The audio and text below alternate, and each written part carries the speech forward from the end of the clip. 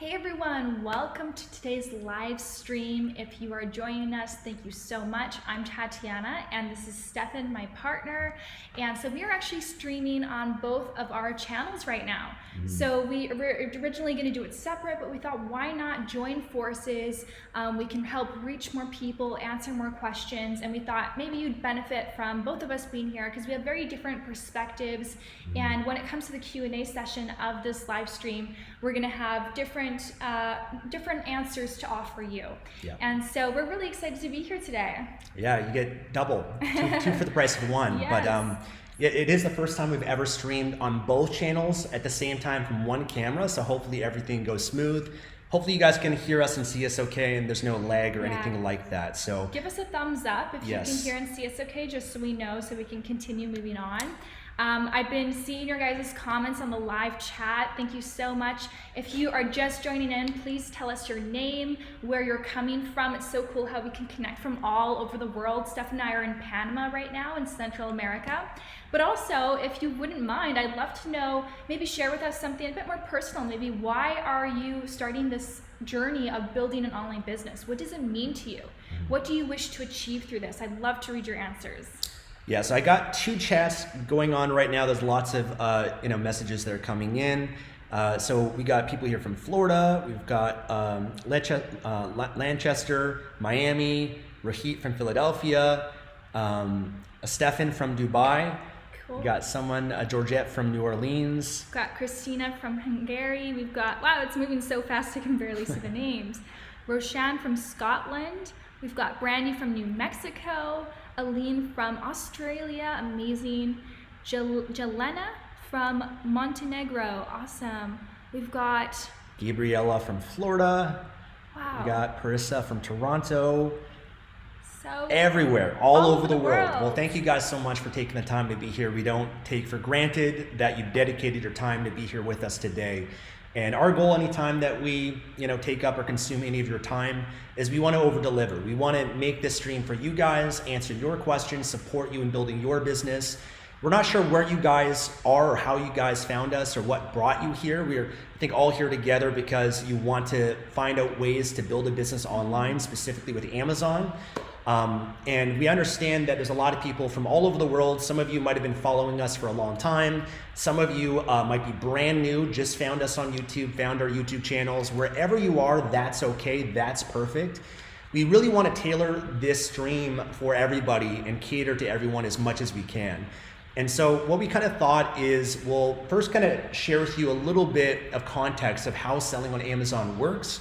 If you're brand new to it, I know some of you might already watched some of our videos, but we do understand there's a lot of people that might be brand new beginners, and we want to provide the foundation and the overview of how this business model works and the opportunity that's available. Then we'll dive into your questions. And so if you have questions for us, we're going to please ask that you maybe wait a little bit because we can't talk sometimes and look at all the chat at the same time. But right now, we're really excited to share this with you guys because as you guys know from our YouTube channels and what we've shared, building an online business has changed our lives. When we look at everything that we've done in our lives, and we've done a lot, we love self-development. We're always trying to improve every aspect of our lives. I'm all about life mastery, and you are as well. And so we're always trying to improve our relationship and our emotional well-being, our health, our connection with God, everything.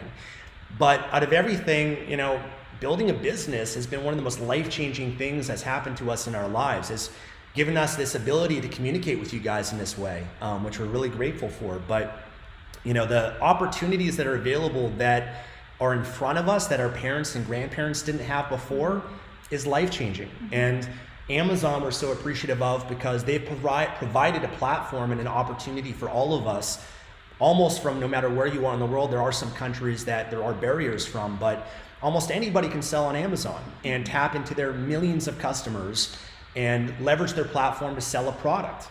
And what we're seeing right now, the opportunity has just always been going like this. The trend of selling online has been growing, especially as people move from offline retail to online retail. More people are online today than ever before. More people buy online than ever before. But what's been happening right now, I believe that we're in a very pivotal point in history because we're seeing trillions of dollars that's being spent in offline retail that's being moved to online retail at a faster pace than I could ever even imagined.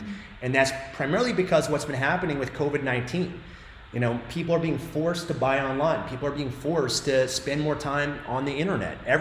My business, your business, our YouTube channels, everything has been exploding based on what's been happening. And it kind of feels weird because, we're so sympathetic to a lot of challenges and real problems that people are facing with their jobs and, their finances and a lot of things that are happening. But we've been experiencing the very opposite, where because we've built an online business, we've been benefiting massively from what's happening right now. And I think right now the opportunity on Amazon is greater than it's ever been. Amazon's continuing to grow. We're both investors, invest in Amazon stock and other technology companies like Shopify as well. And their stock has exploded as a result. And I believe that Amazon and e-commerce in general is really going to continue to see a massive surge after all this is said and done, because consumer spending and behavior has been shifting. More people are buying online, and if you're already selling online, selling on Amazon, I'm sure you might be benefiting from a lot that's happening right now. And if not, if you're brand new and you're looking at this as an opportunity, I think that now is one of the best times, because 5, 10, 20 years from now, people are going to look back at a time like this. This is always going to be a moment in history. It's going to be a very significant moment, but I think that right now what we're learning and discussing are the skills of the future, and we're going to be in the future soon enough, 5, 10 years from now, and we'll look back at a time like this, and how much you benefit 5 or 10 years from now is going to be based on what you're doing right now today. Because right now, today in your life, you're creating your future. You're creating your future, and you can make decisions that set up your future self for massive success. And it's not going to happen overnight. It never does. Success is not easy. But if you start learning and taking action, 5 or 10 years from now, you can have a very different life than most people on the planet, because you're taking advantage of opportunities that arise. So we're excited about this opportunity. We've been sharing it for years, but right now what we're seeing is a lot of questions that come our way, and people have watched our videos and wanted us to do more streams like this. So here we are to share with you more. Yeah, and for those of you guys who are my subscribers, you know that I've been kind of sharing with you the journey with my business amid the COVID-19, and I've been transparent about my sales, my revenue with my businesses. And in some ways, I almost kind of wanted to hold back because I feel bad in some ways that my sales are increasing during such turbulent times and such high stress times where things are, it's chaos around the world. But I needed to share this with you and be transparent with you, because there are so many people now who are massively benefiting who are in the e-commerce space, and that could be you. So people who are in retail are, a lot of them are having to close down their businesses and go bankrupt, right? Millions and millions of Americans have filed for unemployment. And so we are, as Stefan said, in a very pivotal time. And so I think it's very important that I do share this opportunity with you, because I'm not saying that it's the right fit for you. We're not saying that it's the right fit for you. We don't know you personally. It's up to you to make that decision. But we just want to present you with the opportunity of the future. It's the opportunity right now, but this is the direction that the future is heading. And we can say that with confidence based on statistics. So for example, in 2017, all of retail sales around the world, out of all the retail sales, 10.1% of those sales were dedicated to e-commerce. 3 years later, today, now it's 16.4%. That's around 54.8% of an increase in e-commerce sales in only 3 years. And so by 2023, they're expecting around 110% increase in e-commerce sales. So just from these stats alone, that just tells you where things are heading. And so if you make that decision today, right now, this year, that says, hey, you know what, I understand that, maybe my full-time job is not as secure as I once thought it was, basically because a lot of us got unemployed, and I need to create a new stream of income for myself. And when I'm looking at my options and I'm looking at the direction where the world is heading, it seems like online business is one of the most beneficial opportunities, and more specifically e-commerce, because people love to shop. We live in a consumer world. It's how we are. We love to buy things, but the shopping is shifting from retail to online. And so that's what we want to share with you today. That's why I'm so passionate about talking about e-commerce on my channel. It's something I love to do. I love to share this with you because it's changed my life, and it's changed our lives. It's been such an incredible blessing for us. And so we're excited to be here. One thing that we're discussing beforehand, we kind of imagine and are speaking and communicating to you guys as if we're speaking to our younger selves 5 years ago, 10 years ago. So we're almost imagining that the other person watching this right now in front of the computer is Tatiana when she was 20 years old, or Stefan when I was 25 years old, and receiving this information, and we want to communicate everything to you guys in the most honest way. We understand that we have such a diverse audience here from people from all over the world. And we both recognize this might not be for you. I don't know. I think everybody has different circumstances. We both struggled financially growing up. We didn't come from a wealthy background or anything like that. We had to figure things out on our own. We had to learn from others, find mentors.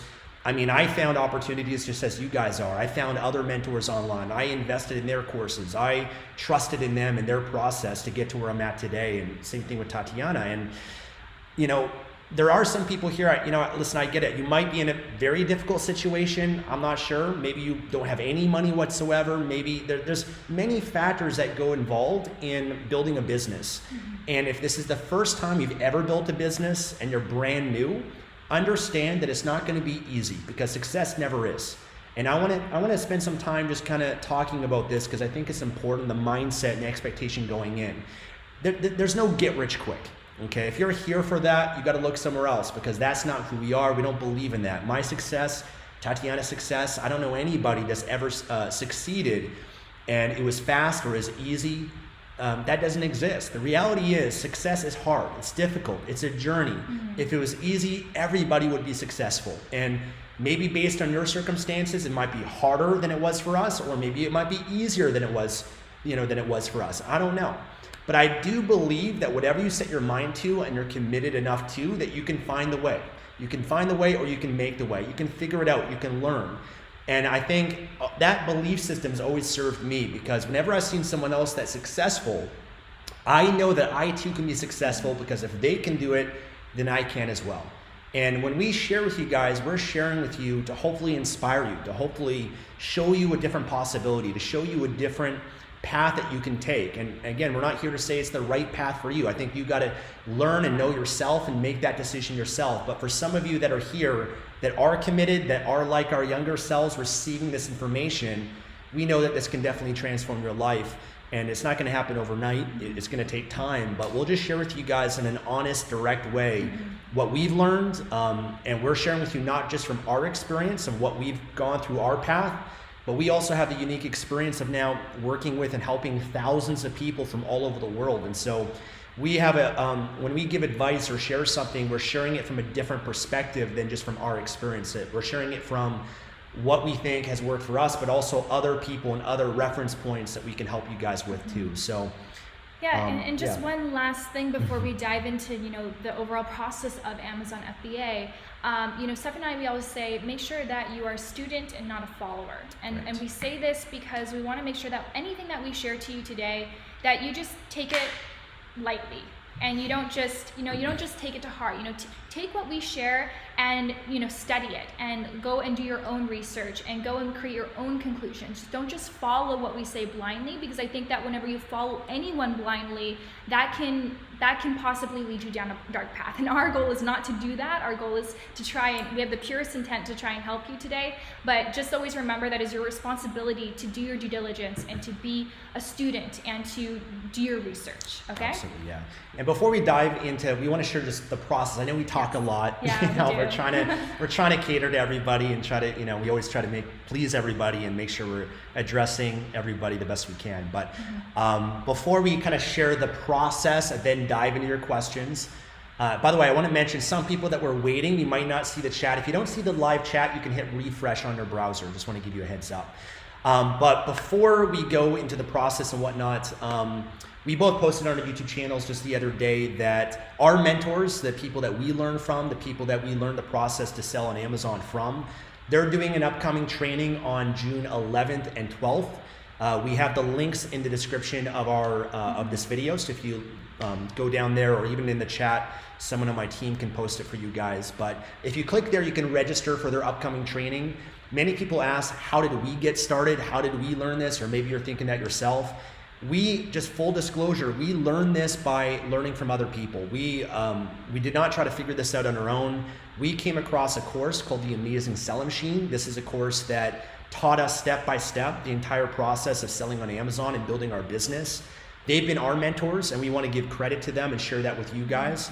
I look back and I don't think I could have figured this out on my own. It is challenging. Even with the course, it's very challenging. It's hard. It's not like, the way I always use it as an example, building a business is like you being thrown in a jungle and you're trying to find the treasure.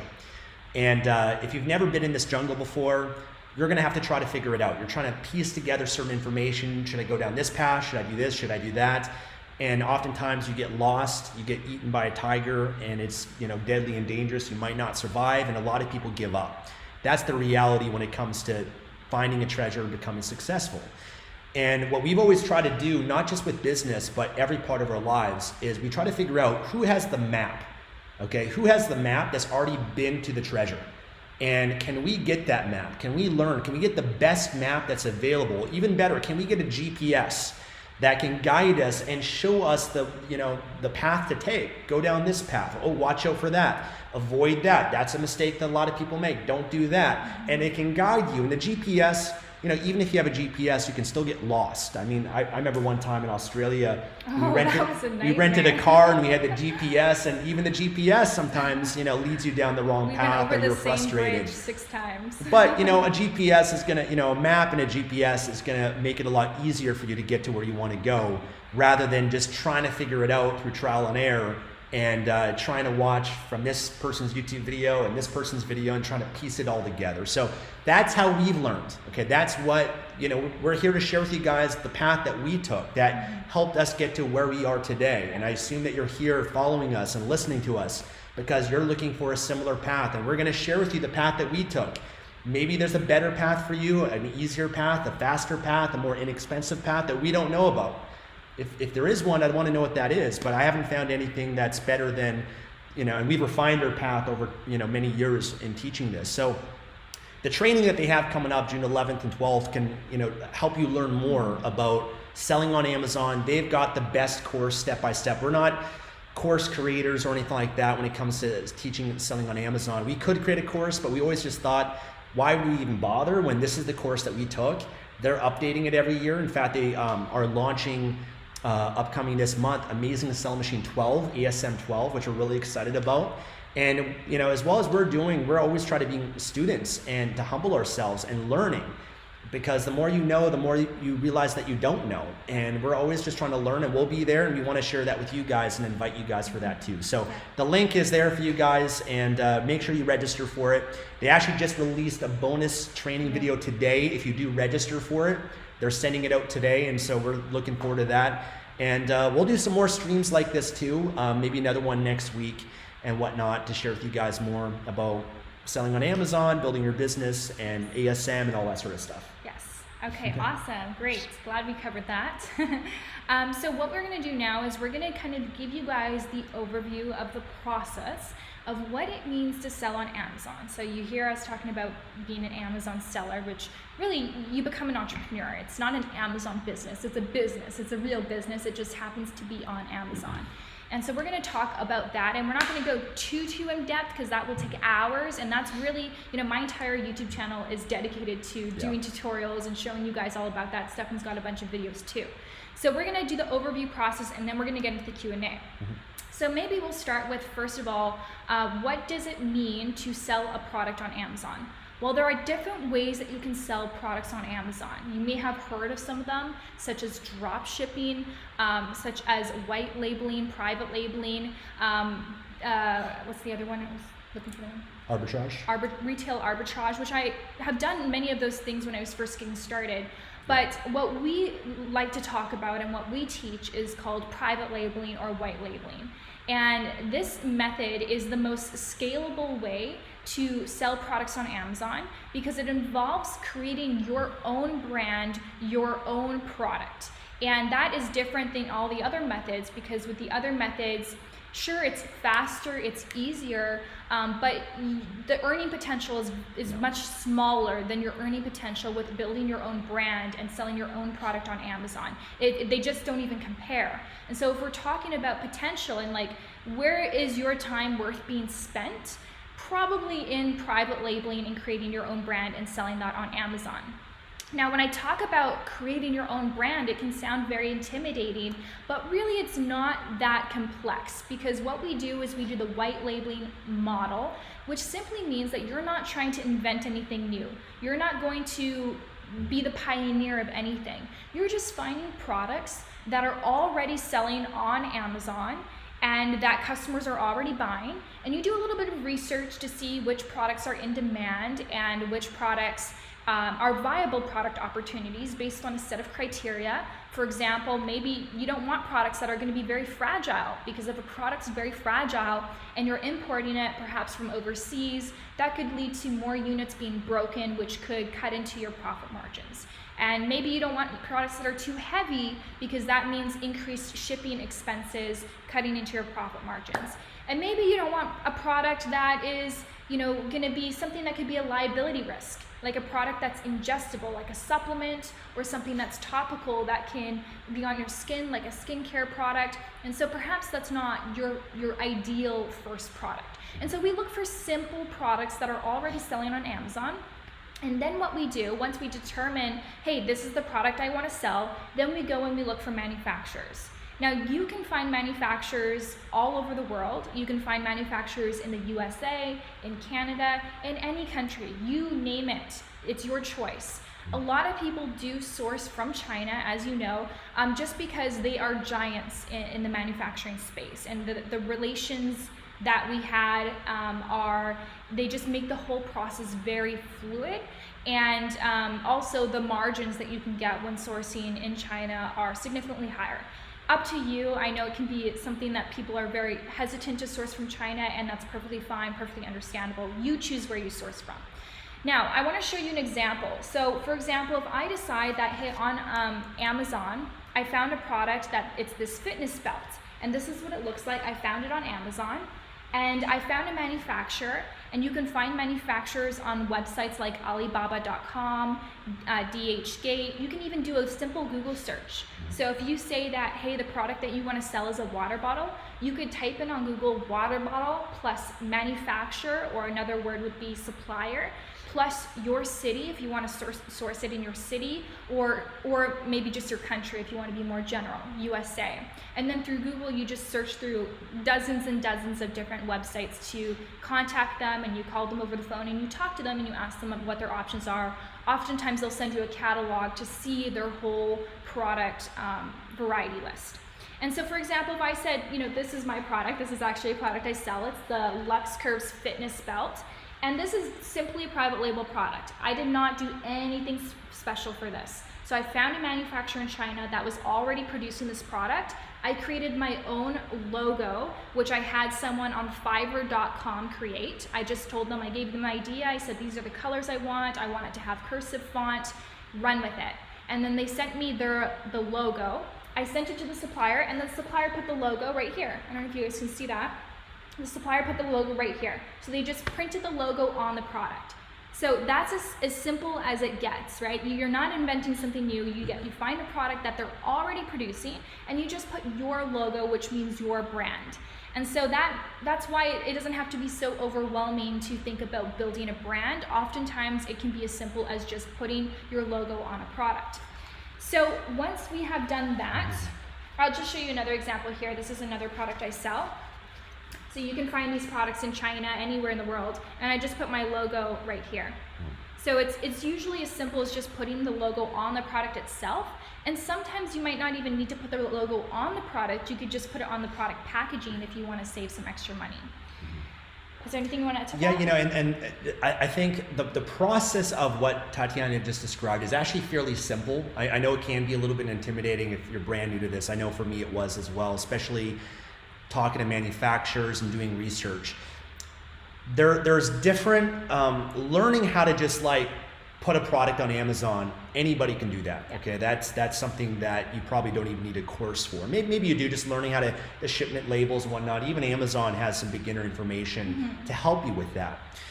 The key parts of the process that you really need to learn and you really need to master, and this is where you really need the right guidance for and the right mentorship or course or whatever it might be, is number one, finding a product, okay? Because there's many products you can sell. But when you choose a product to sell on Amazon, the success of that product will depend on many factors. Number one is the demand of the product. How many people are buying that product already on Amazon? What's the potential of it? And that's where you got to do research, and there are software tools available like Jungle Scout that can help you do research to see exactly how much certain products are selling, to learn about the different categories available. And also, there are a set criteria that you do want to follow, especially if you're a beginner. And we can go more into this later if you want, or we have other videos we've shared this with you guys. But everything from doing research on the demand of the product, seeing, making sure you're avoiding a patent, making sure the product is light and doesn't cost too much money to ship it, making sure it's a product that doesn't break, it's not a fragile product, because certain products you're going to encounter issues with, and that will lead to negative reviews on Amazon, and that will make it very challenging for you. The quality of the product is important. How you differentiate and stand out with your product.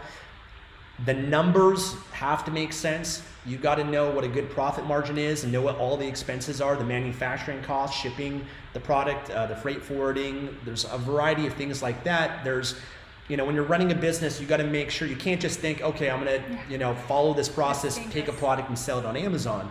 For me, I had ideas of what I was going to do on Amazon. I actually thought I was going to sell a water bottle. That was my first initial idea. I thought I was going to sell a bottle on Don't do it. Amazon. So but the benefit of the right training is, as I was going through it, I realized, hey, you know what? No, there's a lot that I didn't know here, that was going to be an uphill battle. Yeah. And there are certain categories on Amazon that are gated. That means that you have to get special approval to sell in.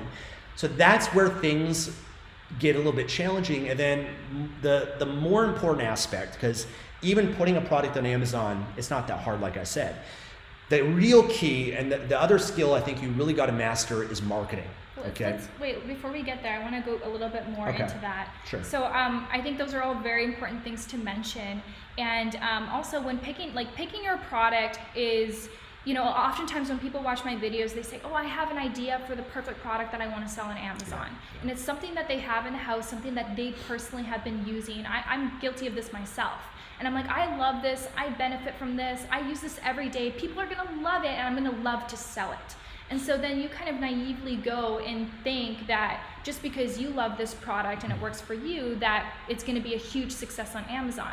And so what I've learned is that you really have to do your research and see what the Amazon customers want. Not what the customers at Walmart like, not what the customers at Zellers like. I don't even think friends Zellers think, your friends and family, what they think is or cool. Your mom and dad. Like, you have to look directly on Amazon. Yeah. And so you have to learn how to do that research to see, is this product that I have something that customers on Amazon are already purchasing in high volumes?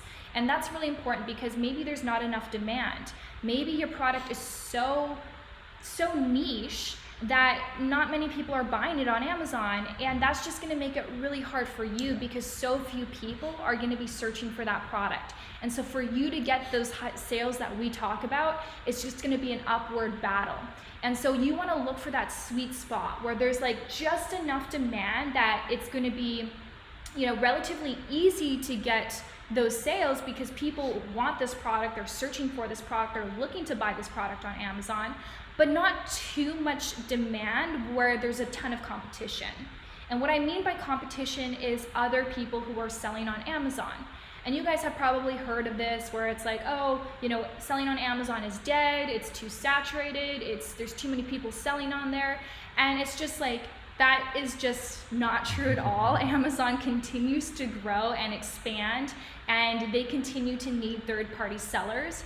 And And what you have to realize is that there are some product niches that are saturated, but there are a ton that are not. And so, for example, the water bottle, the reason why I was like, oh, don't do it, is because if you search for water bottle and you know how to do research, you'll see that there's a ton of demand, but it comes with a ton of competition because there are so many people selling the same thing.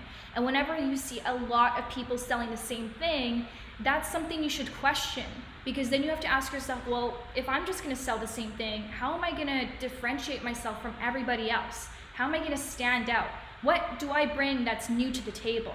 And so that's one of the most important things that you have to ask yourself when you're deciding on your product, because the people that I've done coaching for that have been extremely successful, they asked themselves that very early on during the product research phase. And they said, how can I offer something more? Yeah. How can I improve this product slightly? So even with my waist trainers, for example, I started this brand. It was just a private label product. I found the manufacturer directly in China, and I literally just put my brand name on it and shipped it to Amazon. But as the months went on and I started to make more money, I had a bit more money to invest back into the brand. And so I started to read the reviews from my customers, and I read some of the negative reviews and how people were saying that it's not strong enough. And so then I asked my supplier, hey, can you add some extra steel bones in the product to make it stronger so that we can improve the quality of the product? And so I helped just by making that one small tweak. It cost me like 20 cents per unit. That made a world of a difference. And it made me now a product that had better reviews, which ended up helping me to rank higher compared to the other sellers on Amazon. So I think that those are really important things to mention when it comes to the product research. And as Stefan said, like, there's a lot more to it that. And when you're a beginner too, there's a certain criteria you do want to follow more. But as you're more experienced or more intermediate or advanced, then you can do things a little bit differently. But that's why, for example, we love ASM, because they have the highest success rate of any course that I've ever seen.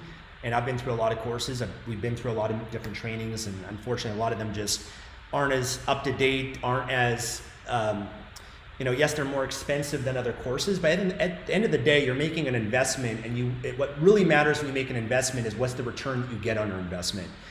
And so they have a path that I think is the best path that I've seen to help beginners get success. But once you have success with the product, you have more experience, that's when you can kind of step outside the criteria. You don't need the training wheels as much, and there's other products and opportunities that arise for you. But the other thing that I was sharing before, that's a really great point, because picking the right product will make or break your success. You pick one challenge that a lot of people face, unfortunately, is they go through the process, they launch a product on Amazon, but they're like, it's not selling, I'm not making any money. And they don't realize that choosing a product and putting it on Amazon is only half the battle. The other half, and if not the more important half, is actually marketing the product, selling the product. And that is something that Amazon helps you do, but you have to learn the skills of marketing, internet marketing. These are really the skills of the future. If you know how to market your product on Amazon, you can be successful in any niche, any product, any category, anything you do. And that means learning social media marketing, learning how to use Facebook groups and pages and advertisements, how to use Instagram ads, or how to create an Instagram page, or how to use blogging and build a blog or a website and do search engine optimization, or maybe it's creating a YouTube channel and creating content and knowing how to rank that content. Maybe it's running pay-per-click advertising ads. There's so many strategies when it comes to internet marketing. That's the key. That's the key, and that's really what you got to learn, because when you learn those skills, you can sell anything. And I think a lot of people, they just look at it as, okay, I'm just going to put a product up on Amazon, and even if you do all the great research and whatnot, you got to understand that it's your job to now sell it. And you've got to learn you got to build your brand. And that's where I think a lot of, unfortunately, I think teachers, they kind of steer people wrong with, because if you're only looking at just trying to sell just on Amazon, it's really challenging, because the only two ways that you really get traffic to your Amazon listing is either through Amazon search, meaning people go to Amazon, it's a search engine, they type in a keyword, and if your product shows up on the first page, second page, or how big the market is, they find your product, they click on it, and they buy it, okay? The challenge with using Amazon search is that the products that rank are the ones that are getting a lot of sales already.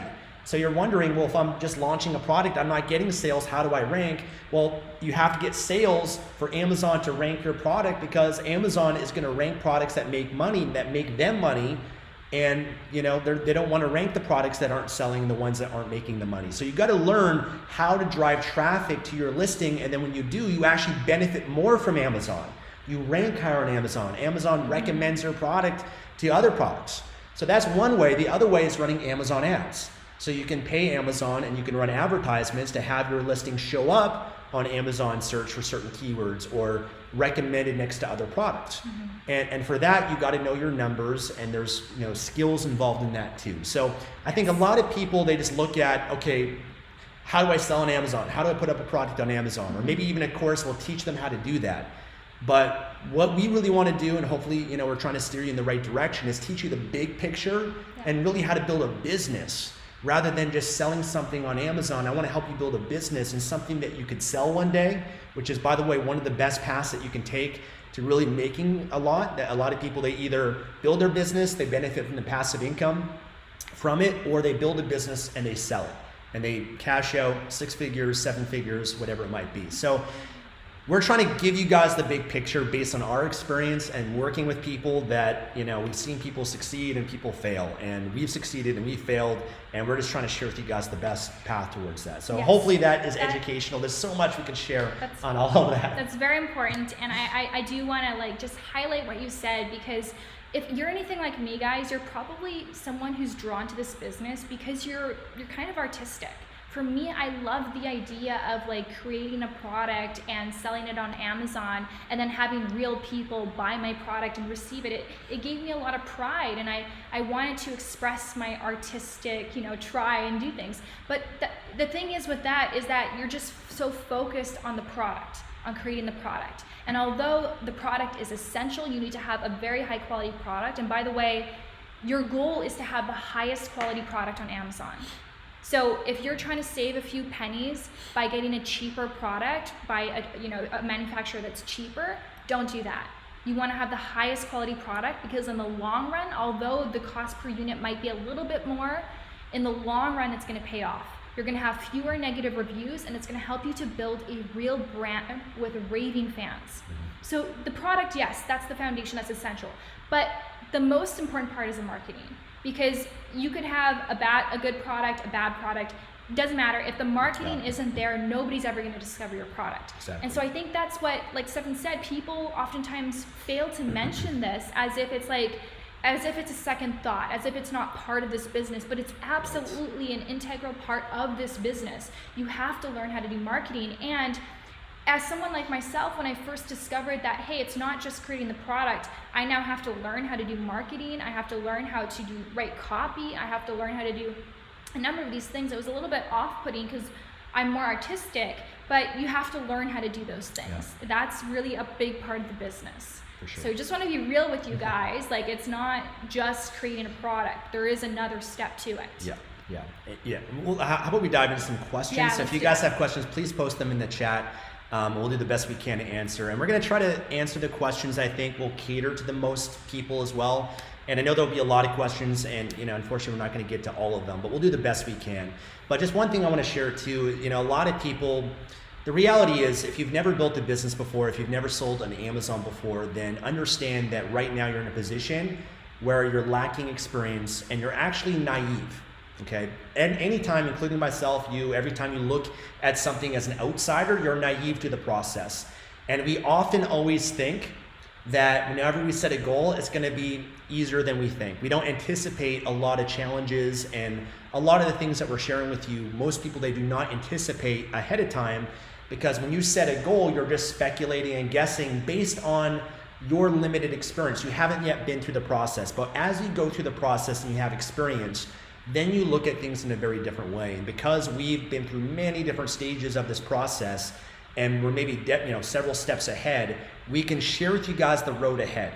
We can share with you guys the things, the path forward, but also the mistakes that people make and what to avoid and what to do right. And that's really what we're trying to do here. So understand that It is going to be a challenging journey ahead, but I just always reiterate the mindset. That if you have the right mindset where you're committed and you have a vision and you're willing to do what it takes, you'll get there. You'll get there without a doubt. And you've got to believe in yourself. Oftentimes people think, well, I'm not confident, so I can't do it.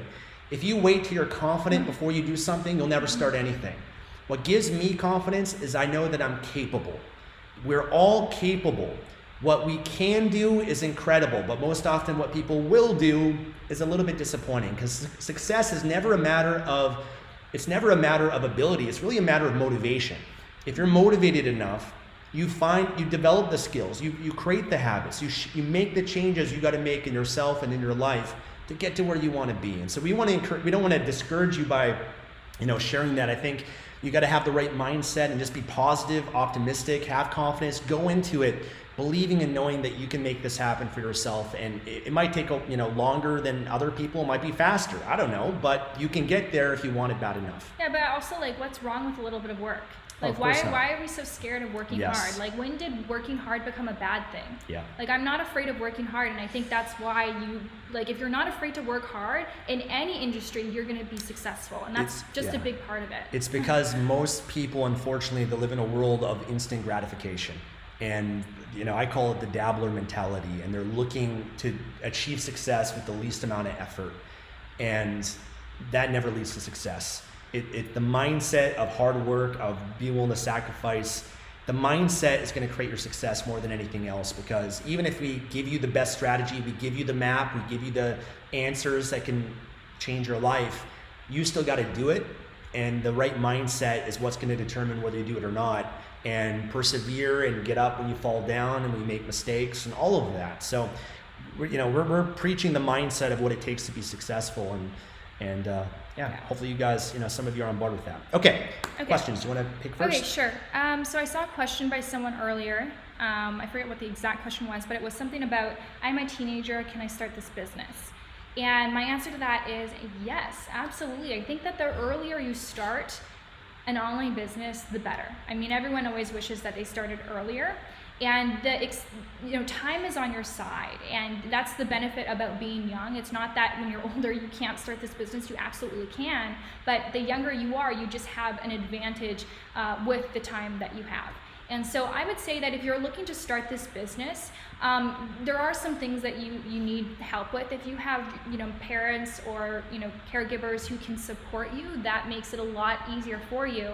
Because if you want to start an Amazon business, you do need to have a valid credit card. You can't open up your Amazon Seller Central account without a credit card, because there is a $39.99 fee that you have to pay Amazon every month as a membership in order to sell using their platform. And so you need to have a credit card so that it can be charged. So if you have parents who are able to support you in this, maybe you have to communicate to them what this is and the possibilities with this, and that you're serious about this, and show them your business plan so that they can take you seriously, so that they'll give you that credit card to use for your business, then that can help a lot. Second thing is, you're going to need to have money to invest in this business. This is not a business that you can start if you're absolutely on your last dime. It's just not the right business for you. And if that's you, we both have videos on our channel where we talk about different options. But building an Amazon FBA business does require a minimum investment. And usually it's really hard to say, to give you a figure, because I've seen people who got started with $1,000. I started with $300 for my first inventory, but that was many, many years ago. Times have changed. I have an interview coming out this month on my channel with someone who started with $1,000, and he's doing really, really well. But I would say a very comfortable place to start is about $2,500. That's the figure that I put on it. And by the way, Tatiana's got a great video on her channel where she actually did a breakdown of all the costs that you're going to have to pay that are associated to this business. And that's a great video worth watching. But a lot of people don't know some of the costs that are involved in it. And I think that ends up being a barrier for a lot of people. And that's why, as Tatiana alluded to, if you're here and you're broke and you have no money and you don't have a job, or you're just barely getting by paycheck to paycheck, you gotta understand this, like starting a business is gonna cost money. It's gonna require an investment of your time, money. You have to order inventory, all of that involved with it. And there's just no way around that. And sometimes people, they don't have money, and listen, I get it. I've been there before too. But in that case, there's other options for you. Like we've shared other online business opportunities, whether it's affiliate marketing, publishing books on Amazon, and we've shared that on our channels as well. So that right there alone is a barrier. And if you're here right now and you're like, I don't have any money and this is gonna save me, no, it's not. No, it's not. In fact, I'd even say that before you really start a business, we have to look at the fact of why you're struggling financially. And I don't want to offend anyone here with that, but I believe that if we're struggling financially, we have to look at ourselves, take some level of responsibility for that, and look at our spending habits, make sure we know how to manage our money that's coming in, get a job if you don't have one, and be able to make money by trading your time for money. Like that's what we all have to do, to get ahead and to make sure that we're financially secure first before we're really ready to start a business. And I do want to emphasize that because I think it's important. I understand we're talking to many different people here, but making sure you have a secure source of income already and you're stable and secure before you start a business, I think is important. Because I'm sorry I'll let you finish your point. I interrupted you, but the reality is when you launch a product and sell it, you're not going to make money overnight. Yeah. It's going to take several months. Okay, and your business is gonna suck your time and energy and money, which all businesses do, until it gets to a point where it starts to pay and provide back for you. It's not like a job. A job is where you're giving your time and you get paid in exchange for your time. It's a trade. Business does not work that way. Okay, I don't care how much time you put in your business. Even you could put as much money as you want. You're not guaranteed to get anything back from it. You only get paid based on your results. And your results are selling your product, getting it in front of people, and people determining that it's valuable enough that they're willing to give you money in exchange for that. When you shift your mindset rather than trying to take or try to trade, and you're just delivering value through your product on Amazon, then that's where success follows from that. So it is going to be a process where you're investing time and money, and through that process, you better make sure you've got a job that's supporting you and paying your bills, because your business is not going to pay your bills overnight. It's going to take time, but over time, it will blossom into this incredible beast that can change your life, right? Yes. So you got to look at the long term. It's a long-term thinking mentality to build a business. I love that. And you guys, me personally, I took 2 years of doing Amazon FBA before I quit my job, my part-time job. And that's because I wanted the income from my job to support my lifestyle so that I can reinvest everything back into the business. And that was my personal choice. You can certainly quit your job sooner if your business is providing for you. It depends on so many different things. But what Stefan said is so important. And I think that, if you are in the position where you're thinking that, this business is the last hope because you're in a very tough financial situation, then, we would caution you, because it is going to require an investment. And we don't, we are trying to be honest with you guys, right? It doesn't really help us to share these things with you. And a lot of people don't say that, but we want to be truthful with you that the business is going to require an investment. And so that's why it's really valuable if you have a job, so that you're comfortably living from your income, and you have a savings. Sometimes I see people take all of their life savings and put it into this business, but then what happens if something like this happens with the economy? Like you guys still have a savings bucket. So so just to, I guess, summarize, as a teenager, yes, you absolutely can. If you can have the support from your family, that makes it a lot better. If you are not in the position to invest in this business right now, then what I would just recommend for you is to get a job so that you can start saving money, so that you can later invest it into the online business of your choice. And use this time right now to just learn. There's so much to learn. It's such a beautiful thing. Okay, let me answer one question here. Someone asked, can Amazon FBA be done part-time? The answer is yes. So the reality is, and this kind of adds to that, most people, they're building their business as a side hustle.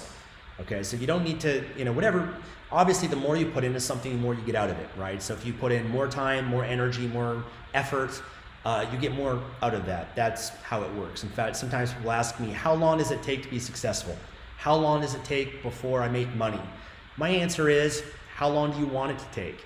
right? Because you get to decide. You get to decide if you put more time in, more energy, you can accelerate the process. If you fast track things and accelerate the learning curve through mentors and education and training, you accelerate that and you get there faster.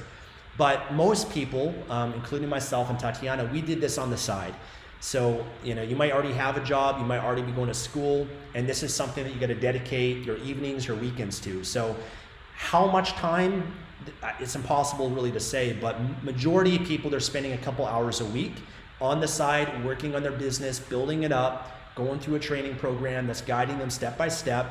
Might take you a little bit longer, but that's okay. And then once you're at a certain point where your business is making you enough money to support yourself, then you can quit your job and you can work at it full time. Great. I'm having a hard time picking a question. There are just so many. Okay, let's do this one. With air freight currently being so expensive from China, could it be a good idea to ship 30 units by air and then the rest by sea? Get some initial sales and reviews before the rest of the product. Yeah, that's definitely an option. I like to ship by sea because it's a fraction of the cost. You can, it usually takes around 30 days to ship by sea, but there are methods that can take 11 days if you're going from China to the US. So it is expedited. But yeah, that could be an option because certainly air shipping is extremely expensive at this time. But remember, that's like this moment because of everything that's happening. And so by the time, like if you have not yet already started your business, by the time you're ready to ship your products to Amazon, perhaps the costs for shipping have changed and have leveled again by then. So yeah, it's definitely a good option. I can tell you that personally for me, I ship everything by sea, but that's because I allow myself, like I have an inventory manager that tells me, like if you order today, you'll have enough inventory for this long. I take into account how long it takes me for the manufacturer to produce the goods and then how long it takes from the manufacturer to ship from China to the US. So it's all accounted for when you are, doing the logistics of it. And I always ship with a freight forwarder. A freight forwarder is very helpful because they basically organize the entire shipment. For someone like myself, it can be very intimidating since there's a lot of documents that you have to get organized and bonds. And if you hire a freight forwarder, it's maybe like $100 to $200 for their service, and they organize the entire shipment, and you have peace of mind. So I do that for sure. Mm-hmm. Okay, a question from Ishuk.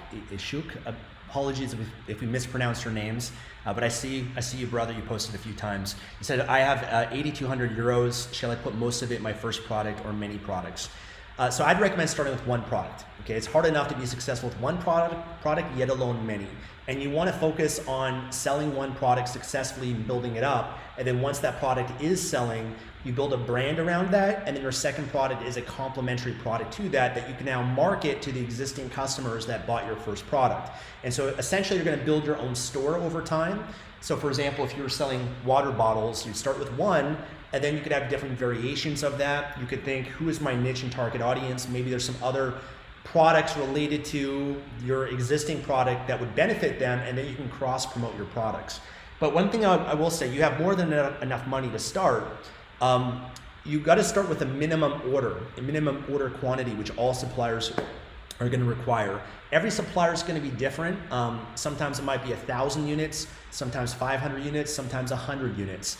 You want to start with enough inventory of your first product to make sure that you don't go out of stock. So if your product starts selling, that you don't go out of stock, because if you get momentum on Amazon, your product's selling, getting sales, and it's ranking, the worst thing you want to have happen is you go out of stock, because then you're going to lose all that benefit you got. When your product's out of stock, it's going to drop down ranking on Amazon, and you're going to lose that momentum that you had. So you want to start, I usually recommend 500 to 1,000, but it can depend on your budget if you want to test the market. But have enough inventory. I think 8,200 euros is more than enough. And one thing that you can, I want to help people be mindful of their money too. And sometimes when, I have some people that come to me and say, I got $10,000, $15,000, $20,000. And I'm like, whoa, like, let's allocate this in an intelligent way. Just because you have a lot of money, you can actually overspend and you can be careless with that. So I'm very mindful of that. I think it's important to have a set budget for yourself, even if you have the money, but you want to dedicate some of the money to your first inventory product, your logo and your packaging, as well as some marketing, right? You want to invest in some marketing from Amazon ads and whatnot too. So, how much money is going to depend on your product that you choose and your marketing strategy and plan. But I just want to caution you, I want to make sure you're careful. Don't just throw all your money at this. Be smart and allocate it in an intelligent way. Invest in the training, understand there's certain costs for your product, your inventory, and have some money for marketing too. Okay. So a question from Sharon. My supplier doesn't put my logo on the product because it is lower than the MOQ, minimum order quantity, and it is the best supplier I can find. Can I work without a logo? Absolutely. In fact, that's exactly what I did when I was first sourcing this product overseas. I literally just took the product as is from the manufacturer because they already had it in stock, right? They're already producing it. It had their packaging. It had this stock logo that said, waist trainers or something like that, or fashion. And I just sold that on Amazon. I had no branding. My branding was not mentioned anywhere in the product packaging. And the reason why that's okay is because this isn't retail. In retail, your product packaging is everything. It's the difference between someone walking by the aisle not even noticing your product, or someone all of a sudden turning, noticing your product, picking it up and inspecting it. Your packaging needs to be awesome. It needs to really, the marketing on it needs to be great. And so yeah, it's very important. But when you're selling online on Amazon, you don't necessarily need to have nice packaging, because that's something that people only see after they purchase your order and it ships to them. With time, you can improve packaging. I think it took me a year before I started to pay more attention to my product packaging, and I started to improve it to improve the customer's experience. But even the product itself, you don't have to put your logo on it. That's fine. You can still sell the product without it. It's ideal if you do. It's better because it just seems more professional. But if you're trying to order the smallest quantity possible and you can't because of the MOQ, then don't worry about it. You can still move forward with the product. But then just, as you gain more revenue and you can place a larger order, you're going to want to have your logo on that product within the next orders. Yeah. Okay, this is from Daniel. Hey Daniel, thanks for being here. Daniel says, I have the money, I have the knowledge of the process, but don't know if the product is right. How do I know if the product is right? Should I just go for it? Well, that's the $1 million question, right? I mean, nobody has 100% certainty that whatever their product is, whatever their business is, whatever their investment is, there's no 100% guarantee with anything. So there's always a risk that you're taking. We invest in companies and stocks, and we take a risk for that. When you're starting your business, there's a risk involved in that. So there is a level of risk. And I think when you're first starting this, you just want to make sure that you really think about your product and plan and prepare as much as you can. I always say, expect the best, but plan and prepare for the worst. So with the product that you chose, you're not going to 100% know. It's always great to have someone that that has more experience that you can share it with, ask their opinion, their thoughts, but you might not have that luxury. So what I would do is I'd really just check the demand of the product, how well the other products are doing. I would really think about how I'm going to differentiate and stand out with this product, and also even anticipate the fact that your product might not sell. And think about what you're gonna do if it's not selling. So for example, if your product's not selling, you can start testing things. So I would start playing around with the price. Maybe you could try a different price. Maybe you can try different product images. And that's something that I often like to test. A lot of people don't do this. You don't know your first product image, if that's gonna convert the best or get the highest click-through rate.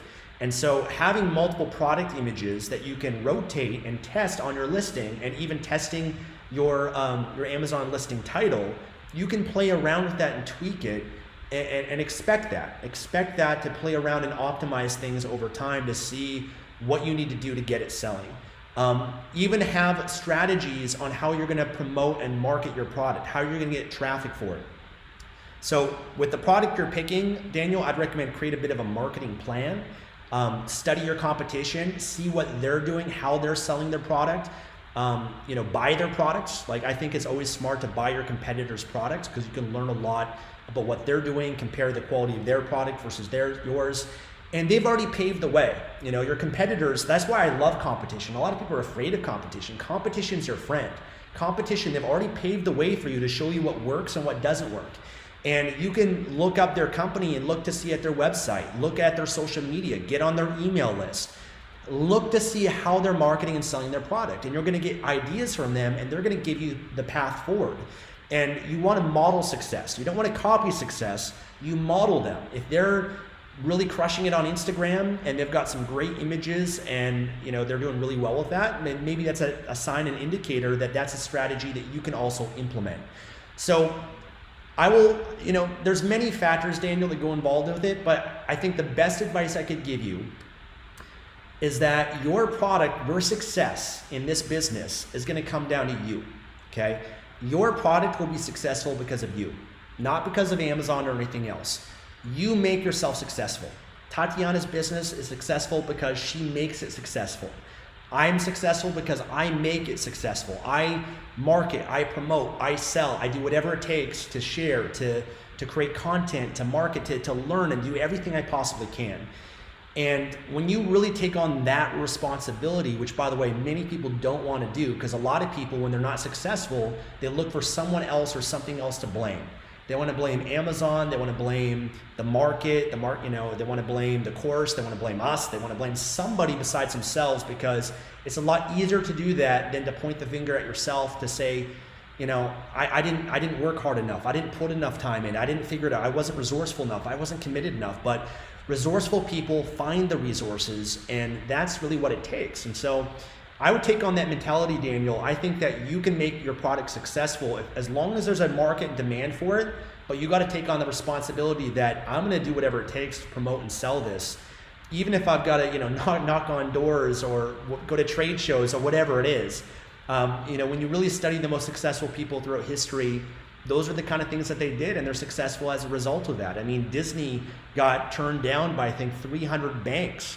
Colonel Sanders in his 60s went door to door trying to sell his chicken recipe in his 60s and made it work and built Kentucky Fried Chicken to what it is today. And so I love studying success and successful people, because they show you that if you're committed enough, you make it happen. And if you've got a great product, you just got to get to work selling it and marketing it and learning those skills. And if you do, I think it will be the right product. So don't base the only responsibility on, this product is not successful. Like, you're the one that makes it successful at the end of the day, and whether you're in the most competitive category there is, you can still make it successful if you have the right mentality behind it. Yeah, that's why sometimes people ask me, well, Tatiana, why do you openly share about your brand and your products on YouTube? Like, aren't you worried about people stealing your ideas or copying you and stuff? And I'm like, yeah, but people will do that, and that's fine. It's a form of flattery. But it does not mean that they're gonna necessarily see the same success as me, because I know what I offer, and I created this brand with my voice, and I created, it's unique to Lux Curves.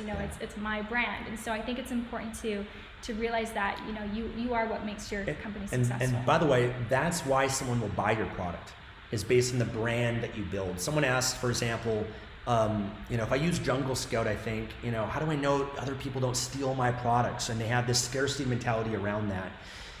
But you gotta understand, you're not just selling a product. People do not buy products and services. Okay, this is what I'm about to share is one of the most powerful things I can share with you guys. It's worth writing down. People do not buy products and services. They buy feelings and identities. Okay? They do not buy products and services. They buy feelings and identities.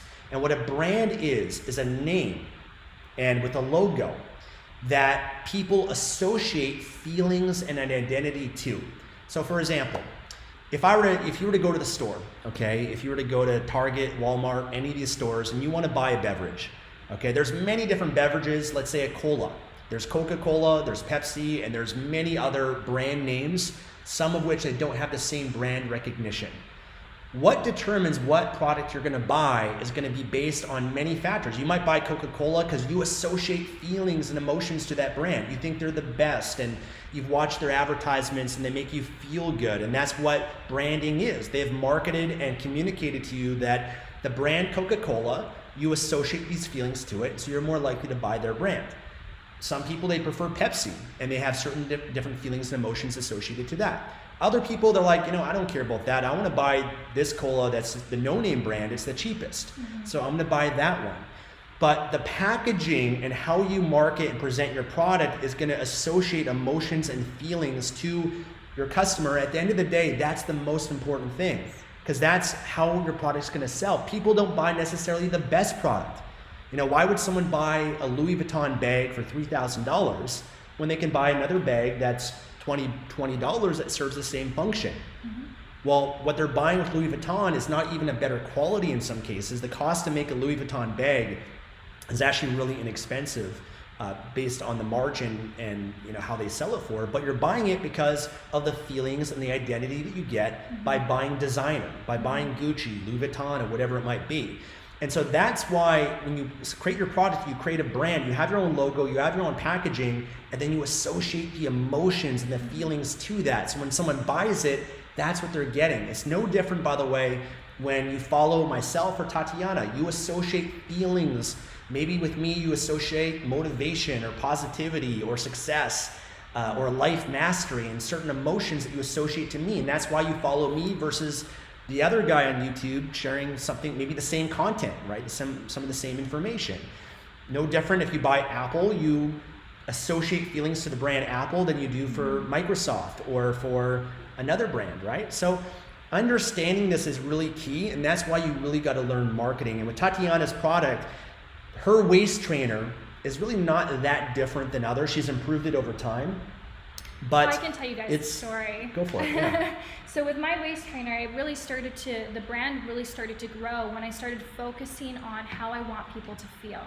Not just saying, okay, I'm selling a waist trainer, end of story. I started to think about who is my customer, which is really important. The sooner you guys can decide on who it is that you want to serve, who is the person who's going to be on the other end, who is going to be purchasing your product. That's your customer avatar. That's your ideal client. And so I started focusing more on that, and I started focusing on who is my customer and what do they want? What are their goals? How do they want to feel?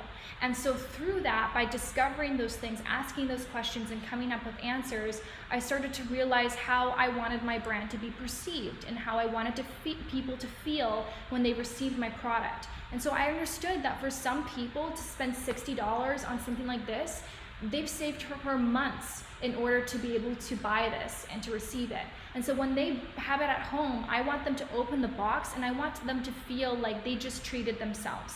I want them to open the box and feel like this is a piece of luxury. This is something that it's a reward that they're giving to themselves. And so I started to brand myself in a premium type of way and more of a luxurious way. I don't have the product packaging with me now, but I have this silk type of tissue paper. The brand Lux Curves stands for luxury curves. I have different words of inspiring words on my packaging, like femininity, confidence, a woman empowering woman, and all of these nice things. And so that really changed the way that customers felt when they started to receive my products. And I also funneled that into my community. And so I created a community on Facebook. We now have over 20,000 women, and people, they talk about things in a certain way. They're called Lux Dolls. So everyone who joins is now, you get the title of a Lux doll. And so it's a certain way, it's an identity. And at the end of the day, we are all beings of community. We want to join forces, and we want to feel like we're part of something. And so that really served my brand. And for those of you watching, if you can think about that, kind of hold it in the back of your mind when you're starting this business, and just realize you're not just selling a product. Who are you selling this product to? Who is going to be on the other end of receiving this product? And how can you create an amazing experience for them? And also, speaking of what you were sharing, if you look at some of the best advertisements, it's amazing what you'll discover. The psychology behind these advertisements. The other day, we were watching an advertisement, and it was this guy in this sports car. And he was zipping through the mountains, speeding, and all of a sudden this gorgeous, tall woman comes in his car, and you're like, okay, this is for sure an ad for a car. They're definitely advertising a car. Not one time in the 2 minutes of that entire commercial did they mention anything about a product until the very end. We discovered the entire commercial was for a watch. It was like, wait, I never even saw the watch, the entire commercial. How is that entire commercial for a watch? And it's because they're trying to train you on how to feel. They want you to associate that feeling of, being, superior and getting the ladies and having a sports car to this watch. So it's very interesting. Yeah. And by the way, Tatiana has a bit of an eye infection, which is why her eye waters a little bit. Sorry, I'm not crying. It's just, I don't know, I woke up with this weird eye. And by the way, what she said is really powerful, because one of the most, I'll give you guys a huge strategy for marketing any product that you might want to think about with choosing a product you want to sell. One of the most effective marketing strategies that's working right now today in 2020, will continue to work in the future as well, is influencer marketing. Influencer marketing. Some of the biggest brands, they hire influencers, people that already have an audience and a following and people that like, know, and trust them to represent their product. Okay, and they advertise on podcasts, in front of YouTube videos, or on Instagram, bloggers, whatever it might be. And the reason for that is the influencer, like I said, already has a relationship with people. People already enjoy that person, benefit from them. They associate positive emotions to it. And when they endorse their product or share the product, then that's one of the best ways for companies to get in front of people, but also to build up their brand name, right? So for example, Pepsi. Pepsi, one thing that they did back in, I think in the 90s, was they hired Michael Jackson. Now the commercial that they did was Michael Jackson, millions of people associate to Michael Jackson so much pleasure. The way he moves, the way he sings, the way people feel. So the commercial is Michael Jackson. When you watch it, you feel good, you're getting excited, he's putting you in a certain state. And then when you're in the peak of that emotional state, what do they do in a commercial, in an advertisement? They flash the product. You're in a peak state, flash the product. Peak state, flash the product, flash the product. You start to associate that peak state to the product. Okay, that's called advertising, branding, creating an association. And so if you have a product you want to sell on Amazon, how does this apply to you? Well, do research to see who your target market is, okay, who it is that you want to reach, who's buying your product. You can actually do that by just looking at your competitors' reviews to actually learn about your customers in that category, what they're saying about the product, what they like about it. You can do research and identify who is this target market, and then you ask yourself who already has, where are these people already online? Which websites do they go to? Who they follow on Facebook, on Instagram? What YouTube videos are they watching? What podcasts are they listening to? What Facebook groups are they a part of? And then you can advertise and reach those people and partner and collaborate and pay influencers. Some cases you just give an influencer a product for free, and in exchange they'll promote your product. They'll share it with their audience. There's so many strategies that are available like that, but that's why it's really important to build a brand, and it takes time to build up, but understanding marketing and all of what we're sharing with you guys is such a powerful and important thing. So. Okay, so question from Sheila. Hi Tatiana and Stefan, you guys rock, thank you. I've been wanting to start an Amazon business, but I don't have enough capital. I need to start. Is it less expensive to start on Shopify first? So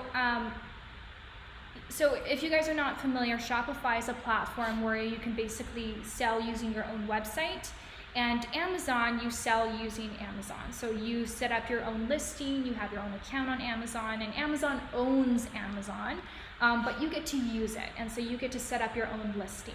With Shopify, you get to own your own website. So that's a huge benefit. But here's the thing, and this is, you guys may have heard me saying this before. I sell right now at this time, the majority of my sales are done on my Shopify store.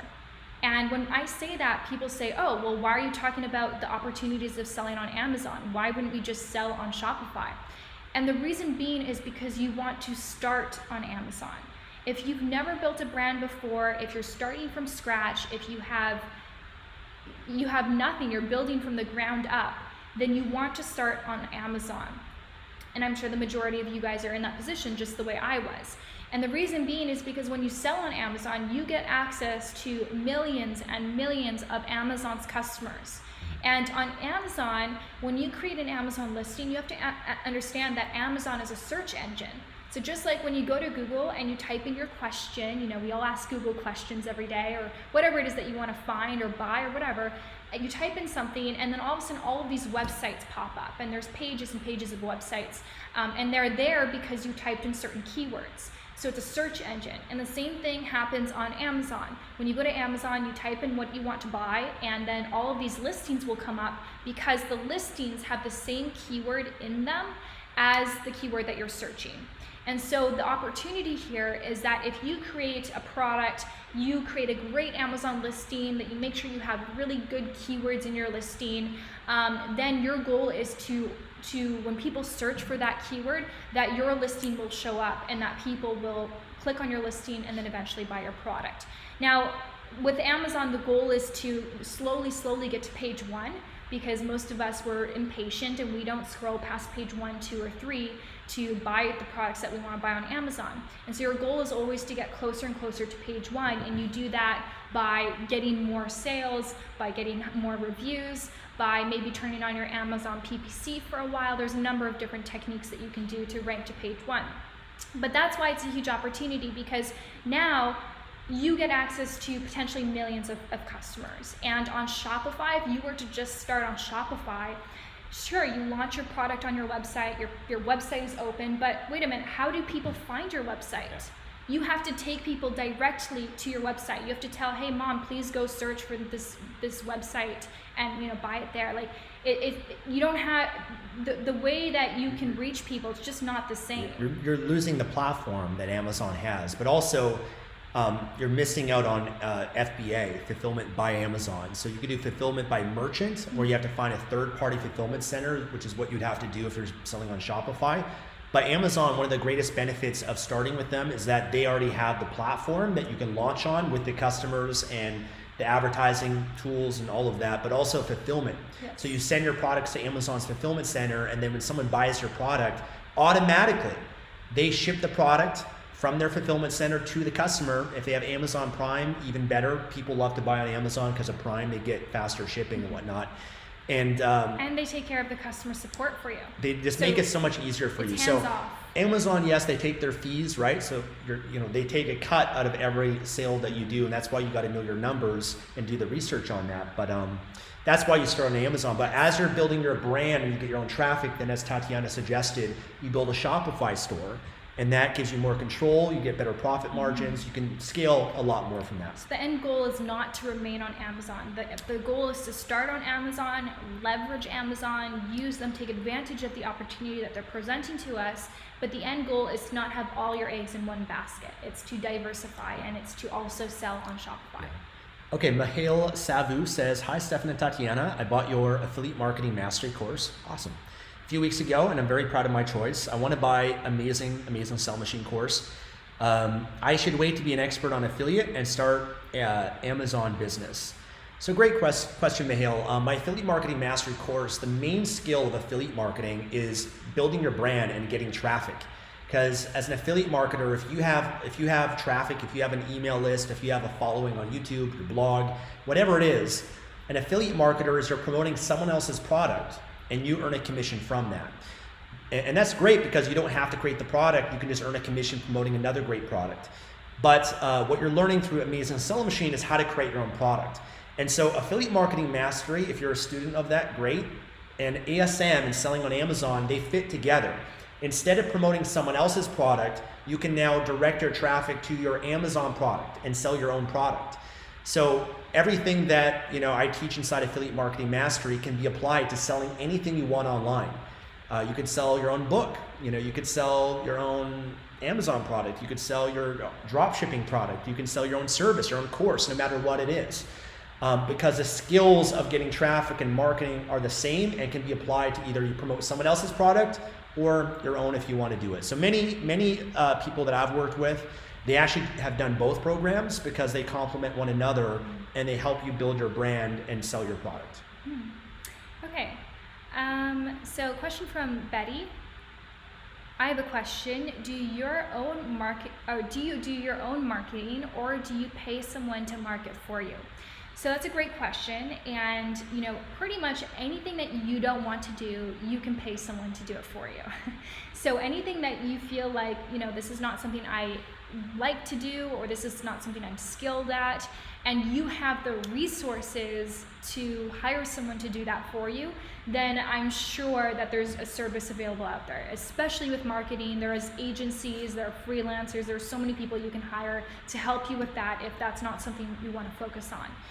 I would say that for the majority of people, when you're first getting started, you wear a whole bunch of different hats. When we're all starting, a lot of us, we don't have a ton of money to invest into the business, and so we're trying to do everything ourselves, and I think that's good because I think it's important to have a basic level of understanding of all areas of your business, of the marketing, of product development,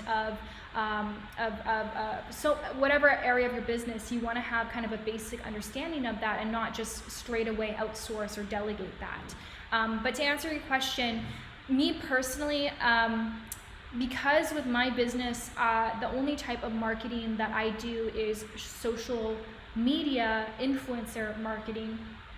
I built my brand by creating a whole bunch of content on YouTube. But at this point, if you look at my brand and you look at the YouTube, I have a whole bunch of different influencers who create content for my brand.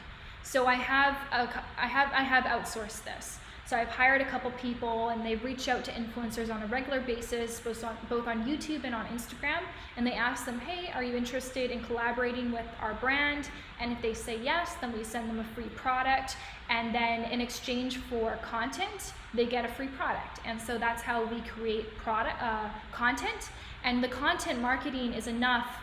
Just content alone, I haven't spent money on PPC, I haven't done funnel, like there's so many different things in the marketing that I haven't done yet. But just with the content marketing alone, my brand has scaled to $400,000 a month. So that just shows you that you don't have to do everything, because there's a million things that you can do. You just got to decide, okay, what are the one or two things I'm going to focus on when it comes to marketing, and just kind of go all in with that. Yeah, and as you're making money, then you can hire marketers. You can hire someone that's really good at one strategy. Maybe it's Facebook ads, maybe it's search engine optimization, maybe it's other strategies. Then you can hire them. But you only need one great marketing strategy to get success and make money from that. And then you scale a business not by you doing everything yourself, but by outsourcing and hiring and building a team. Definitely. A question I have here is from Nahum. He says, hey, Stefan and Tatiana, how do you choose the country to sell on? Amazon, the US, the UK, Germany. It really depends. You're from Ethiopia, you mentioned. The biggest marketplace is in the United States, Amazon.com. That's where the majority of people are going to start. But there are benefits if you are in the UK, or if you are in Europe, to sell in the European marketplaces. UK is the second biggest, then Germany, and there's France, there's Italy and whatnot. One thing you got to be aware of though is that some of the marketplaces are not yet as established and don't have as much demand. So majority of people, what I'd recommend is either the US, or if you're in Europe, it'd be the UK or Germany. We are both from Canada, and when we started selling in the US, not in Canada. Unfortunately, the Canadian marketplace is just too small and not as much potential on it.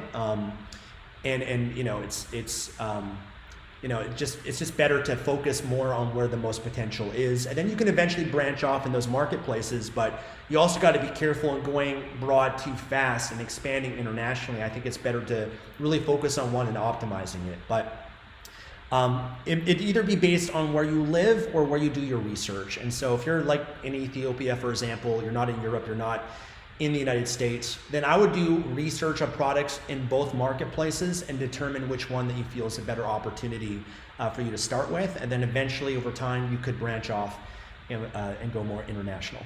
Great. Okay, question. What is an ethical way to get product reviews when you're first getting started? Great question. The most ethical way is to create an outstanding product, is to create a really amazing product where when people receive the product, they're blown away. I used to work at a restaurant, and the motto was this Japanese term called Kaizen, which stands for constant and never-ending improvement. And so our goal was always to just do our best and constantly improve. And it's the same thing when it comes to your product. You want to constantly improve, and you want to do that because you want your customers to be blown away, so much so that they're willing to go out of their way. You know, everyone's got a busy life. They're willing to stop what they're doing, log into their Amazon account, and leave you a review because they're so thrilled with your product. That's what you want them to feel. And I know that's like setting the bar high, but that's your goal. And so when you think of that, like, you really got to shift the mindset. It's not like, how can I get more reviews? Yeah. It's like, okay, well, what would entice a customer to willingly, without coercion, leave me a review on Amazon? And it's by creating an incredible customer experience. So number one is having a very high quality product and just creating a great customer experience no matter what it is that you got to do, whether it's with the product itself or maybe it's the follow-up. The follow-up communication with the customer, or maybe you create a community for them, like my Facebook community. It's like a little extra bonus that people get. They get to be part of a community of like-minded people. I would say the second thing that you want to do is you want to ask for a review. You're actually allowed to ask your Amazon customers to leave you a review. It follows Amazon's policies perfectly fine, and it's within their terms, so long as you don't ask them for a 5-star review, or so long as you don't pay them to leave you a review.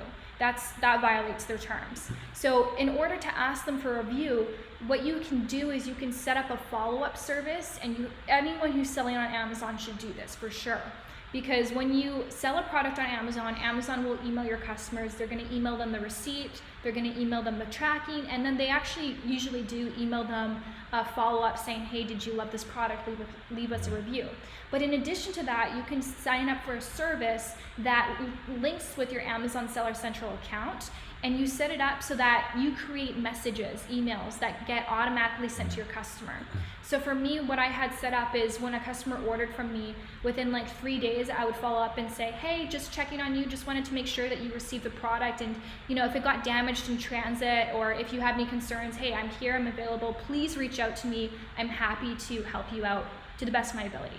And then I'd follow up again and say, hey, just want to know, like, how are you enjoying the product? Hope that, if you have any questions, please reach out. And then I'd follow up one last time and say, hey, if you enjoyed this product, it would mean the world to me if you would leave us a review. We're a small business and trying to make it a small company of women. And, I know you're busy and I know it takes some time out of your day, but if you could spare an extra 2 minutes to leave us an honest review on Amazon, it would really mean a lot to us. And that's a great way to just get those organic reviews. So that's, those are the obvious ones. But there are other things that you can do as well. And that includes like just setting up a Facebook Messenger list and, doing a sale for your product. And there are different strategies that different people will talk about. It depends who you follow. But, even just one of the things that we talk about is before you launch your product, you want to set up a little bit of a following. Maybe get like 200 to 300 people who can follow you, get them on your mailing list, maybe have them follow you on Instagram. And then when your product launches, you have 200 to 300 people that would be interested in buying your product. And so you notify them about this, and then they will go and buy your product as soon as you launch. And then the goal is that you follow up with them and ask them for that review. And the majority of people will leave you a review. Yeah, I was going to add to that, but I mean that's there's so much. But there's a lot of cool strategies. I know ESM is teaching Facebook Messenger bots, so the follow up through Facebook Messenger bots, which I'm sure you've seen on Facebook already. Those are great. But there's so many strategies with that. Understand that reviews are the byproduct of sales. So a lot of people, they focus on reviews. Really, your focus and the question you ask is, how do I add more value? And I mean, that's what she was alluding to, improving your product, making it better. If you make your focus on how to give more, how to add more value, how to make your product better, how to over-deliver, and even create content in a relationship, and when people buy your product, you give them the ability to follow you on social media, on Instagram, on Facebook, to join your Facebook group community, to opt into your email list, or to get on your Facebook Messenger follow-up series, which you, by the way, you want to have that on your packaging when they receive the product. then people, when they enjoy the product, they receive benefit, they're going to want to follow you, and then they reach out to you, they ask you questions, and that's really where you ask them and you follow up and you build a relationship with people. So I find, one of the most important things I could share with you guys is understand that your income, how much money you make, is in direct proportion to your level of contribution. Okay? The only way you ever make money is through contribution. You're only getting paid in exchange for the value that you're providing. Someone gives you money, which money is a form of value, in exchange for value in return. You're giving them a product, a service that can help solve their problem, help make their life easier, better, faster, more fun, whatever it might be. Your job as an entrepreneur is to solve people's problems at a profit, is to figure out, okay, how can I over deliver? How can I give someone more than what they paid for? How can I create a raving fan? Someone that's not just a customer that comes and goes, but a raving fan customer. Someone that will buy from me again and again. Someone that will share my brand and talk about it and recommend it to their friends. When you make that your focus, which should always be the focus in your business, over deliver, add more value. That's why, by the way, even on our YouTube channels, we're just trying to add value, add value, add value. We don't need to worry about sales. Sales follow, because when you build such a great relationship and a raving fan audience and following, then people are going to share nice things about us. People are going to buy whatever product or service that we recommend or create. And that's the main focus of where my mentality would be. So the more you contribute, the more money you make. Okay, so focus on adding more value, contributing more, the money is going to follow that. Yeah. I want to highlight that is if you are doing product research, just a little bonus thing to be thinking about when you're looking for products, ask yourself, does this product solve a problem? Because if you can find a product that solves a problem, the likelihood of success will probably be greater. Because as Stefan said, people will exchange value to solve their problems. People buy these waist trainers because it helps solve a problem of having excess belly fat or just wanting to feel more confident in their skin. So by selling this product, I'm solving a problem. So the goal is, if you want to make money, you say, okay, what's a problem? If you're a massage therapist, for example, okay, someone has back pain, that's a problem. What I'm going to do is I'm going to exchange my service, 1 hour of my time for $100. I'm going to solve their problem by giving them a massage. Okay, you spent 1 hour, you made $100. Now, if you want to make more money, you have to solve more problems. So the option is either that you're going to do more massages, but how many massages can you do in a day? 8, 10, 12, I don't know. Like, how much do you want to exhaust yourself? And so you can solve more problems yourself, or you can learn how to systematize it, and you can hire people to solve those problems for you. So at the end of the day, the more problems that you solve, the more you're going to get paid. And so it's kind of interesting to kind of think of it from that perspective when you are doing your product research. It does add to kind of the criteria for finding a product. It's not necessary, but if you do happen to land on a product that does solve a problem, no matter how great it is, it doesn't have to be a huge problem. It can be a very simple problem. Then that can be really beneficial. Yeah, and just you can go deeper with that. I mean, the money you make right now, the job that you have right now, if you have a job or if you have your business, you're getting paid based on the value that you're providing to your employer. Okay, your employer, the company that you work for, they hired you, and they're willing to give you a salary or pay you by the hour in exchange for value that you're providing for them. Now, how much you're getting paid is in proportion to the value that you're providing based on the marketplace. So if you work at McDonald's, you get paid minimum wage, or you're getting paid that amount of money because the value that you're providing doesn't require a high level of expertise or skill. The value is not, if you can find ways to be a manager to help the company make more money, to make your employer's job easier or better, or handle the accounting of the business and help improve that, or drive more sales to the company in the sales department. If you want to make more money right now in general with your existing job, your focus should be not what am I getting from my employer, but how can I add more value? How can I improve myself? How can I become more valuable? What books can I read? What courses can I take? What skills can I develop? How can I over deliver to my employer?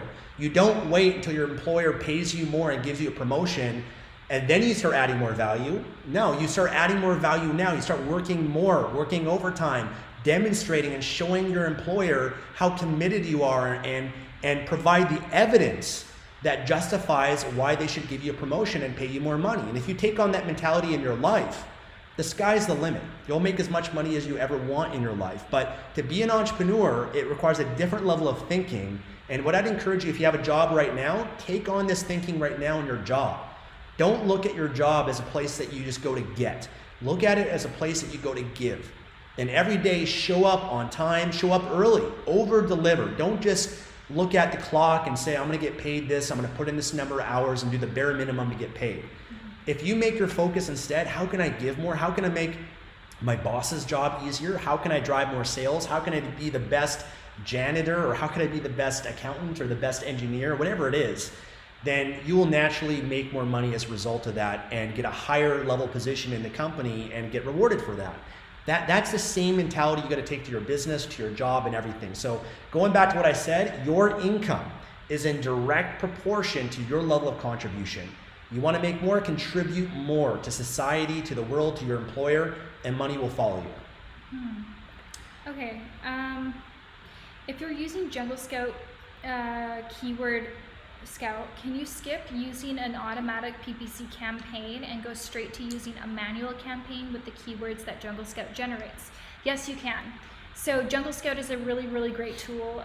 Not only does it help you with product research, it helps you with keyword research, it helps you with listing optimization. It's a suite of tools, and I've done videos about Jungle Scout on my channel before. Actually, I did one recently about the listing optimization. So yes, if you have Jungle Scout, you can skip the automatic campaign if you choose and just use those keywords that you found through your research using Jungle Scout and create a manual campaign. Usually manual campaigns will convert better for you. However, automatic campaigns can still be useful, because if you just turn on an automatic campaign, it kind of just tells you, it shows you what Amazon is suggesting, and that can be useful information to go off of. So if you already have an automatic campaign running, what I would do is I would see what those highest converting keywords are, and then I would insert those onto Jungle Scout, do more research with those, and then set up a manual campaign with those best keywords. Hopefully that makes sense. Okay, a question from Cameron Jenkins. What is the process to legitimize your business before you start selling on Amazon? Should I start an LLC, which is a limited liability company? That's something that's available for those that live in the United States. If you live in Canada, there's corporations, or if you live in Europe, there's different corporate entities that you can create. Or a sole proprietor. Do you use third-party filers? How easy is it to do this yourself? So having an LLC or a corporation does not legitimize your business really, because you don't really need one to start selling. You can start selling as a sole proprietor, which means that if you set up your Seller Central account, or whatever it might be, you would set it up in Amazon where Amazon's going to send payments to your name, your address, your personal bank account, and that's how the majority of people start a business, just as a sole proprietor. Having an LLC or a corporation, a C Corp, S Corp, whatever it might be, doesn't really legitimize your business. The reason why you set that up is for liability protection. And so if somebody were to sue you, a corporation or an LLC is something that protects you, so they can't go after your personal assets. They can only go after the assets that are contained within the corporate entity that you have. Based on where you live, there can also be some tax advantages as well for doing that. For myself and Tatiana, we just started as a sole proprietor. That's what most people do, because really there are costs involved in setting up an LLC. You're going to have to hire maybe a lawyer or an accountant, someone that can help you with that. And when you're first starting your business, you want to keep your costs low, and you want to put that money into your product and get sales first. And really, you don't have any liability risk when you don't have any customers, when you don't have any sales. There's nobody to sue you, right? There's nothing really bad that can really happen from that. So usually, for most people, they just start as a sole proprietor. You're trying to sell your product, get it up and running. As you're getting sales, now you've proven and validated your product works. Now you have confidence. Now you're getting momentum. Now you can justify spending the cost to hire a lawyer, hire an accountant, get the appropriate advice, and set up your legal entity. That's what I did. It might be different for you. It can vary based on your preference or threshold for risk. Some people, I understand, they're very, they really want to be on top of all those things from the start. I get that. You might already have a lot of assets that you want to protect, that you don't want to take that risk. Maybe you already have real estate, stock investments, whatever it is, and maybe you already have a high income and there's tax advantages of already setting up an account. There's many factors involved with that. So really the advice you need to take is going to be personalized based on your situation. And that's where, unfortunately, I'm limited in helping you because I don't know your personal situation. You're going to have to work with an accountant that can help you with that. But I'll just share with you what I did, and Tatiana and most people, we just started as a sole proprietor, and then as we're getting sales, then we invested the money to get all that set up. Okay, I'm just going to power through just a bunch of questions, just like straight answer, not long. Okay. Okay, so Tatiana, how do you get your Amazon customers to go to your Shopify store? Do you put it in the packaging? No, I don't do that. What I did is I waited until I had a consistent, I built up an email list. So I was making maybe like $30,000 a month on Amazon, and I had built up an email list, a mailing list, a bit of a social media following, and I marketed to them. I emailed them saying, hey, just opened up a website and we're selling on our website. We have a special promo going on now. Shop there if you'd like to discount on your next purchase. And so people started to kind of move over there. And then in future marketing, I would just direct people to Shopify rather than to Amazon. Is Amazon open to new sellers right now? Yes. Okay. Does Alibaba Trade Assurance accept credit cards for payments of shipments? Yes, they do. There is a fee. You can also link your bank account. If you have a US bank account, you can link it. That's how I usually pay for my orders. And it costs $20. And so it's the same as like a wire transfer. And you can use Alibaba Trade Assurance, which is a type of insurance, which is really, I strongly recommend it.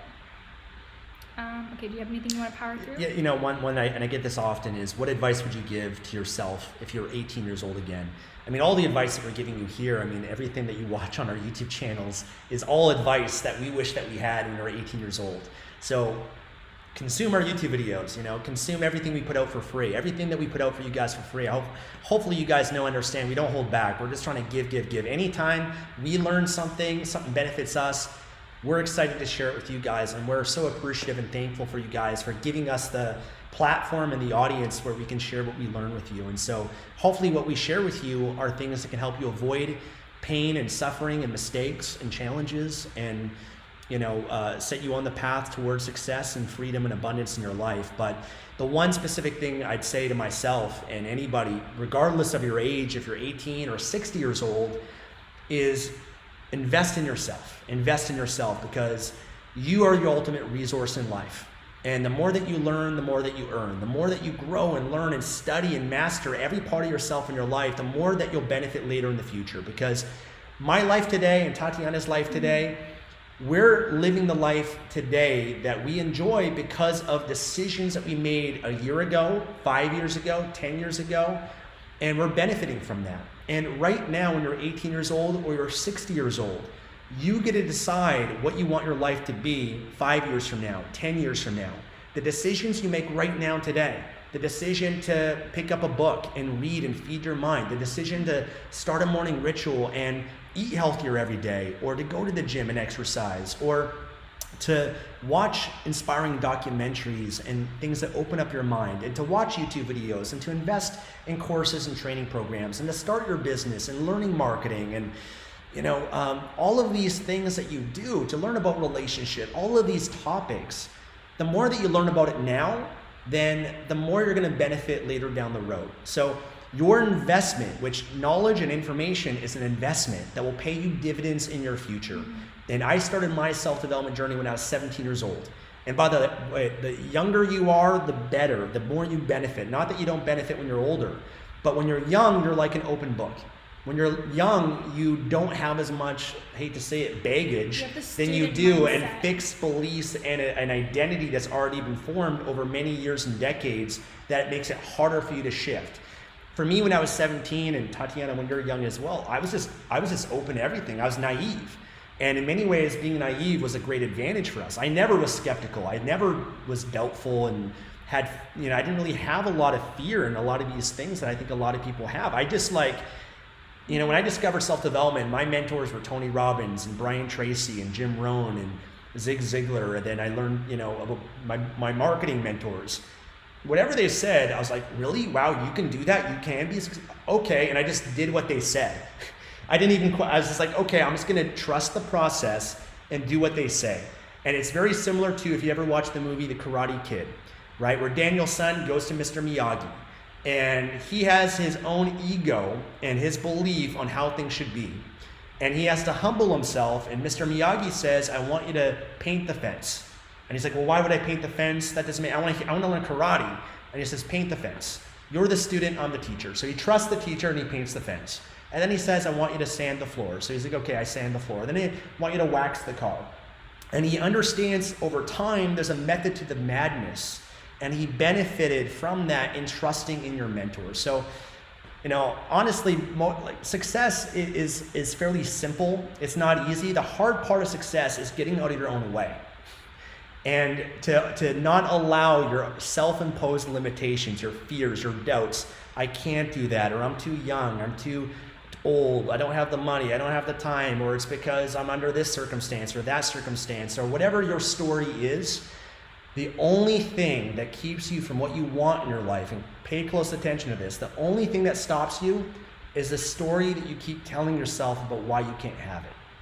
Your story is the way to avoid taking responsibility and use as an excuse, the reason why my life's not where it is because of this, or this happened to me, or whatever it is. And when you can divorce that and understand, regardless of my past, I can create my future, because right now I'm a new, better version of myself than I was before, and I can make new choices and new decisions that create whatever kind of life that I want. And so I think when you're young, at least for me, I didn't let failure, pain, disappointment, all of those things stop me. And I think, unfortunately, as people get older and they get beat up in life, and they have their ambitions and they set their goals and they're very optimistic and positive about it, and they get beat up because things never work out the way we expect. I mean, that's just called life. I don't know anybody that everything works out the way you want it to work out. Things happen, disappointment happens. When that happens, you have the choice of either you're going to create pain and a story and a limiting belief that says that you're trying to protect yourself now from feeling that pain in the future. So now you start to become skeptical. You open your heart to a man or woman and they break your heart and they're your crush. And now you create a story, you say, oh, I cannot open myself up, or I don't want to get too close to someone because then I'm going to get hurt, or I don't want to get my hopes up in the next relationship, or men are only going to hurt you, or women are this way. And we create all these limiting beliefs that just protect us from pain. And people that are skeptical and people that are negative and criticize and judge, they're really just fearful. They've been beat up so many times, they've been disappointed so many times, and so they're afraid to get their hopes up. They're afraid to get excited again. They're afraid to believe that it can work for them and that their life can change and be better. Because in the past, last time they did, they got hurt. And now it's much easier to say, oh, that doesn't work, or that's a scam, or that's bullshit, or they're just trying to make money, or whatever it is, and it's just a way to protect themselves. And the problem with that is that you live in your comfort zone in this bubble of limitation that doesn't create the life you want. And we've both been hurt many times, we've both been disappointed, we both failed, we both lost money, we've been through all of that. But the difference between success and failure is not whether or not you fail. Everybody fails. It's how you respond to it. And you have a choice when you do fail, when you do get hurt, when you do get disappointed. You can instead choose, you know what, I'm going to learn from that. This is a blessing. I'm going to see what I can learn and benefit and make sure that I am better as a result of that. And understand that that's part of the process, and the process is the most important thing, because it's not what you get, it's who you become. And as you become and grow through your journey in life, success and abundance and everything follows you, because when you make those changes in yourself, everything will change for you in your life. And so, that's probably one of the most invaluable things when you're young or even when you're old. Have an open mind, okay? Open yourself to possibilities, and don't judge things unless you've done it or tried it. And just don't give up. Don't give up. It's a shame when you see people give up, and there's so much potential. that everybody has. We all have unlimited potential, but most people don't tap into it because of their fear and their baggage that they carry around from their past, and they just keep bringing their past into their future. One of the most important things we both learned from Tony Robbins is that the past does not equal the future. Just because you failed a year ago, yesterday, 5 years ago, it doesn't matter. Right now is a brand new moment, and make a new choice that can create the life that you want, and you will fail. I mean, that's just the reality.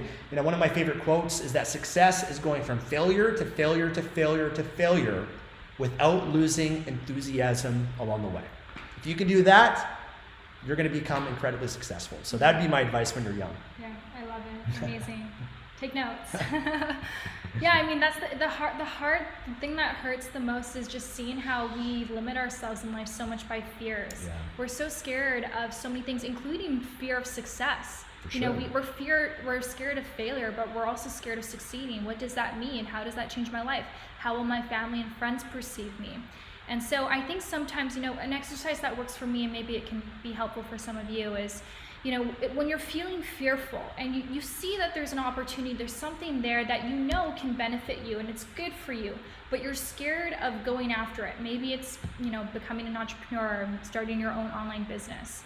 If you feel like that fear is preventing you from moving forward towards going after something that can benefit you in your life, then I think one great exercise to do is to just, first of all, to articulate it. Sometimes we're scared, but we don't know what that fear is. We don't know what it means. We don't know what it is that we're scared of. And so to take the fear from outside of your head, because when it stays in our head, it's just very ambiguous. Take it out of the head and write it down on a piece of paper, and bless yourself with an hour to just be at peace, sit somewhere where you're not going to be disturbed, and just journal and start writing out some of the things that you're scared of. Give yourself permission to just write down whatever comes to mind. There's no right, there's no wrong. What are you really afraid of? And so then by writing it on a piece of paper, you can now articulate it, vocalize it even, and that helps to kind of take fear out of just being something in your mind and see it for what it really is, because oftentimes it's not as great as we make it out to be when it's stuck in our mind.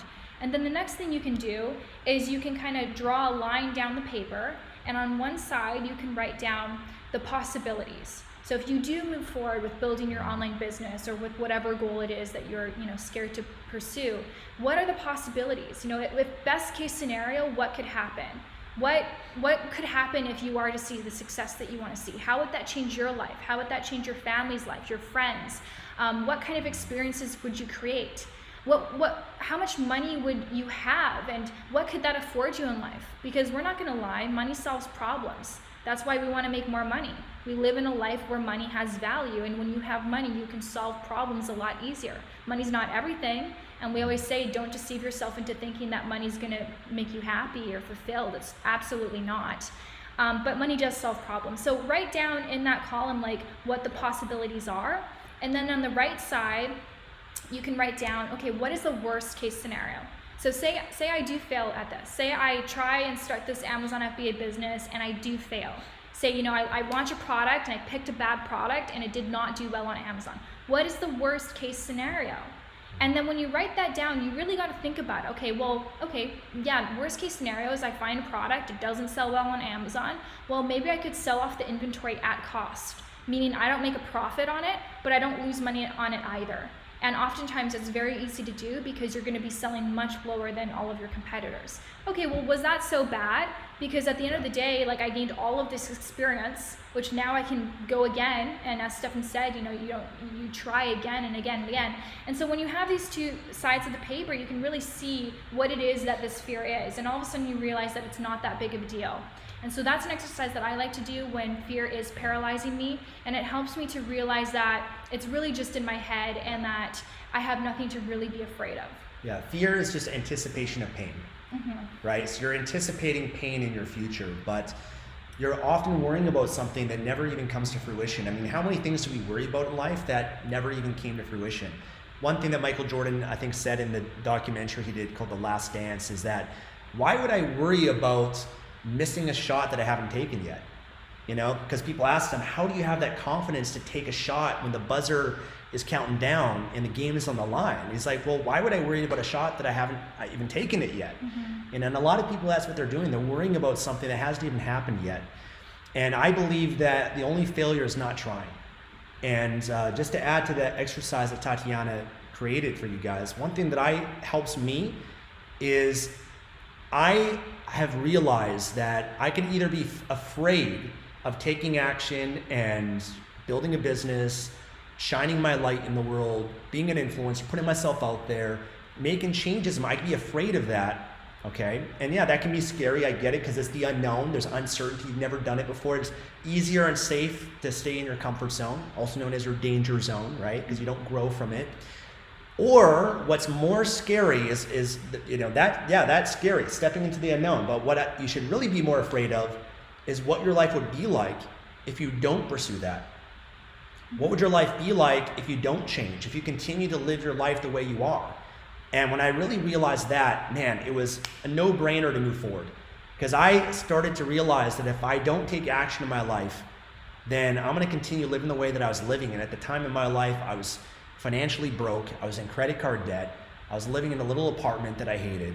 I was alone.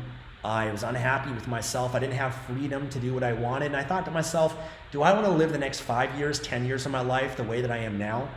And that terrified me. The idea of that was so painful that my pain fueled me forward.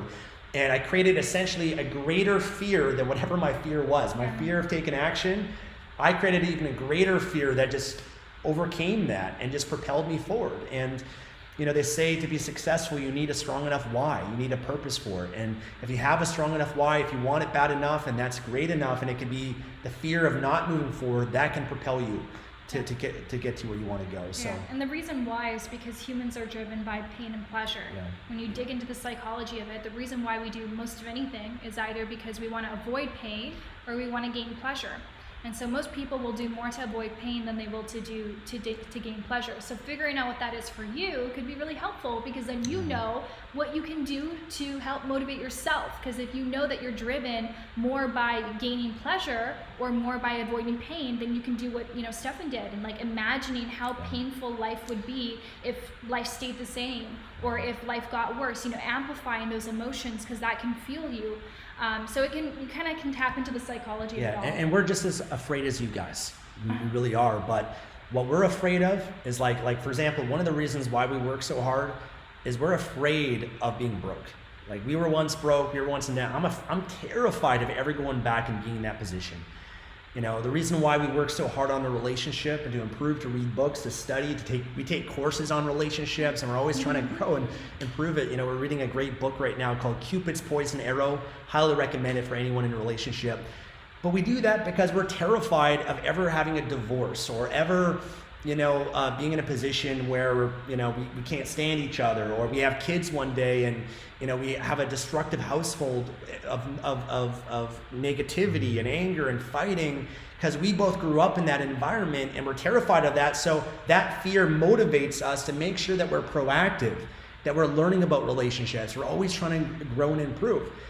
I'm terrified of ever getting cancer or heart disease or some of these diseases, even coronavirus. So I'm going to work on my body. I'm going to train. I'm going to work on my immune system. I'm going to take my supplements. I'm going to learn about health. I'm going to do the 15-day juice fast and get the testing and work with the naturopathic doctors and do all I can so that I don't have to face something later down the road in my life, maybe 20, 30, 40 years from now, and deal with obesity or cancer or all of that. You can create your future today. Yes, there's things that happen outside of control, genetic factors, whatever, but there's a lot that we can do.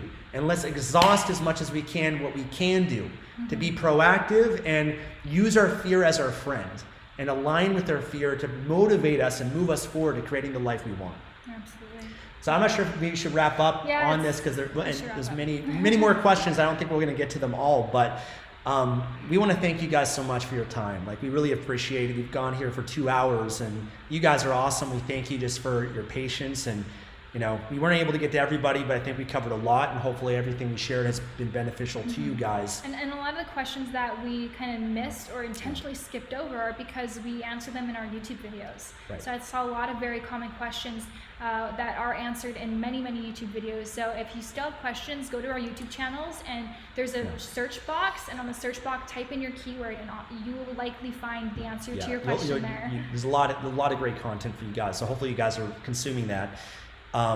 We're going to do another live though next week, so we'll set it up on our channel, and we don't know the date or time yet, but we'll do another live soon and answer more questions for you guys. But one thing we do want to remind you guys of is to make sure you register for the upcoming free training from Amazing, the mentors that we have that we shared at the beginning of this. And by the way, this recording will be available for you guys afterwards, so hopefully if you joined in late, some of the questions you asked we already answered, and you guys can watch it again as much as you like.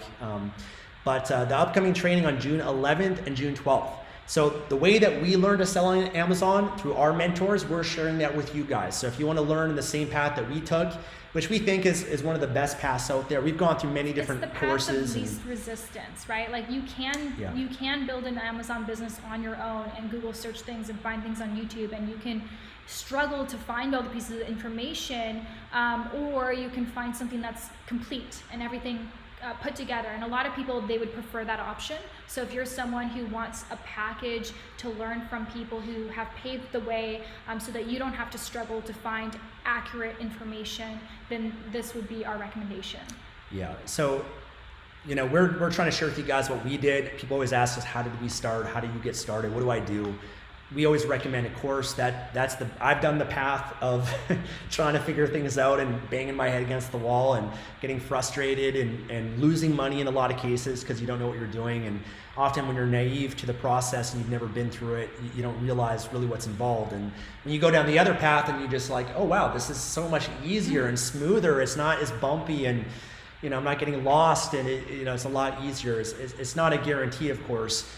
But we want to provide you guys with what we believe to be the best path. And so they've got a training coming up. We're excited. They're launching ASM 12, which we're really excited for. If you're already an ASM customer or member, you get free access to their course. They always update it every year and make it better and better. And it's by far the best that we've ever seen in terms of creating success. And by the way, guys, we started our Amazon businesses with ASM 4. Yeah. So this is ASM 12. There's nothing like it. There's nothing, with what they provide that gets results. And so we're excited to share that with you guys. The link is in the description. So if you click there, you can register for it. They have multiple dates and times. So you can't register for the course. It's not available yet. Yes. But you can register for the free training. The training they have, and they're sharing a lot of awesome value on the training. So for us, they're our mentors. We learn from them. Like, you're here learning from us, and there's a lot we can share with you, but we learn from our mentors, and we want to share them with you. And so if you enjoy us, you'll enjoy their trainings and what they provide as well. And so they're launching the new course. We're excited for it. They actually are, if you register for the training, you put in your name and email, they've got a free bonus training that they're putting out today. So we have yet to watch it, but we're looking forward to that. And we're always trying to learn ourselves as students, and there's a lot of new things, new strategies right now too that's working on Amazon that they're going to share too. Yeah, in fact, right now there's like a little bit of a loophole in Amazon, and so they're going to be sharing what that loophole is and how you can take advantage of it. You want to take advantage of loopholes before they close too. So they will close. Yeah. So register for it.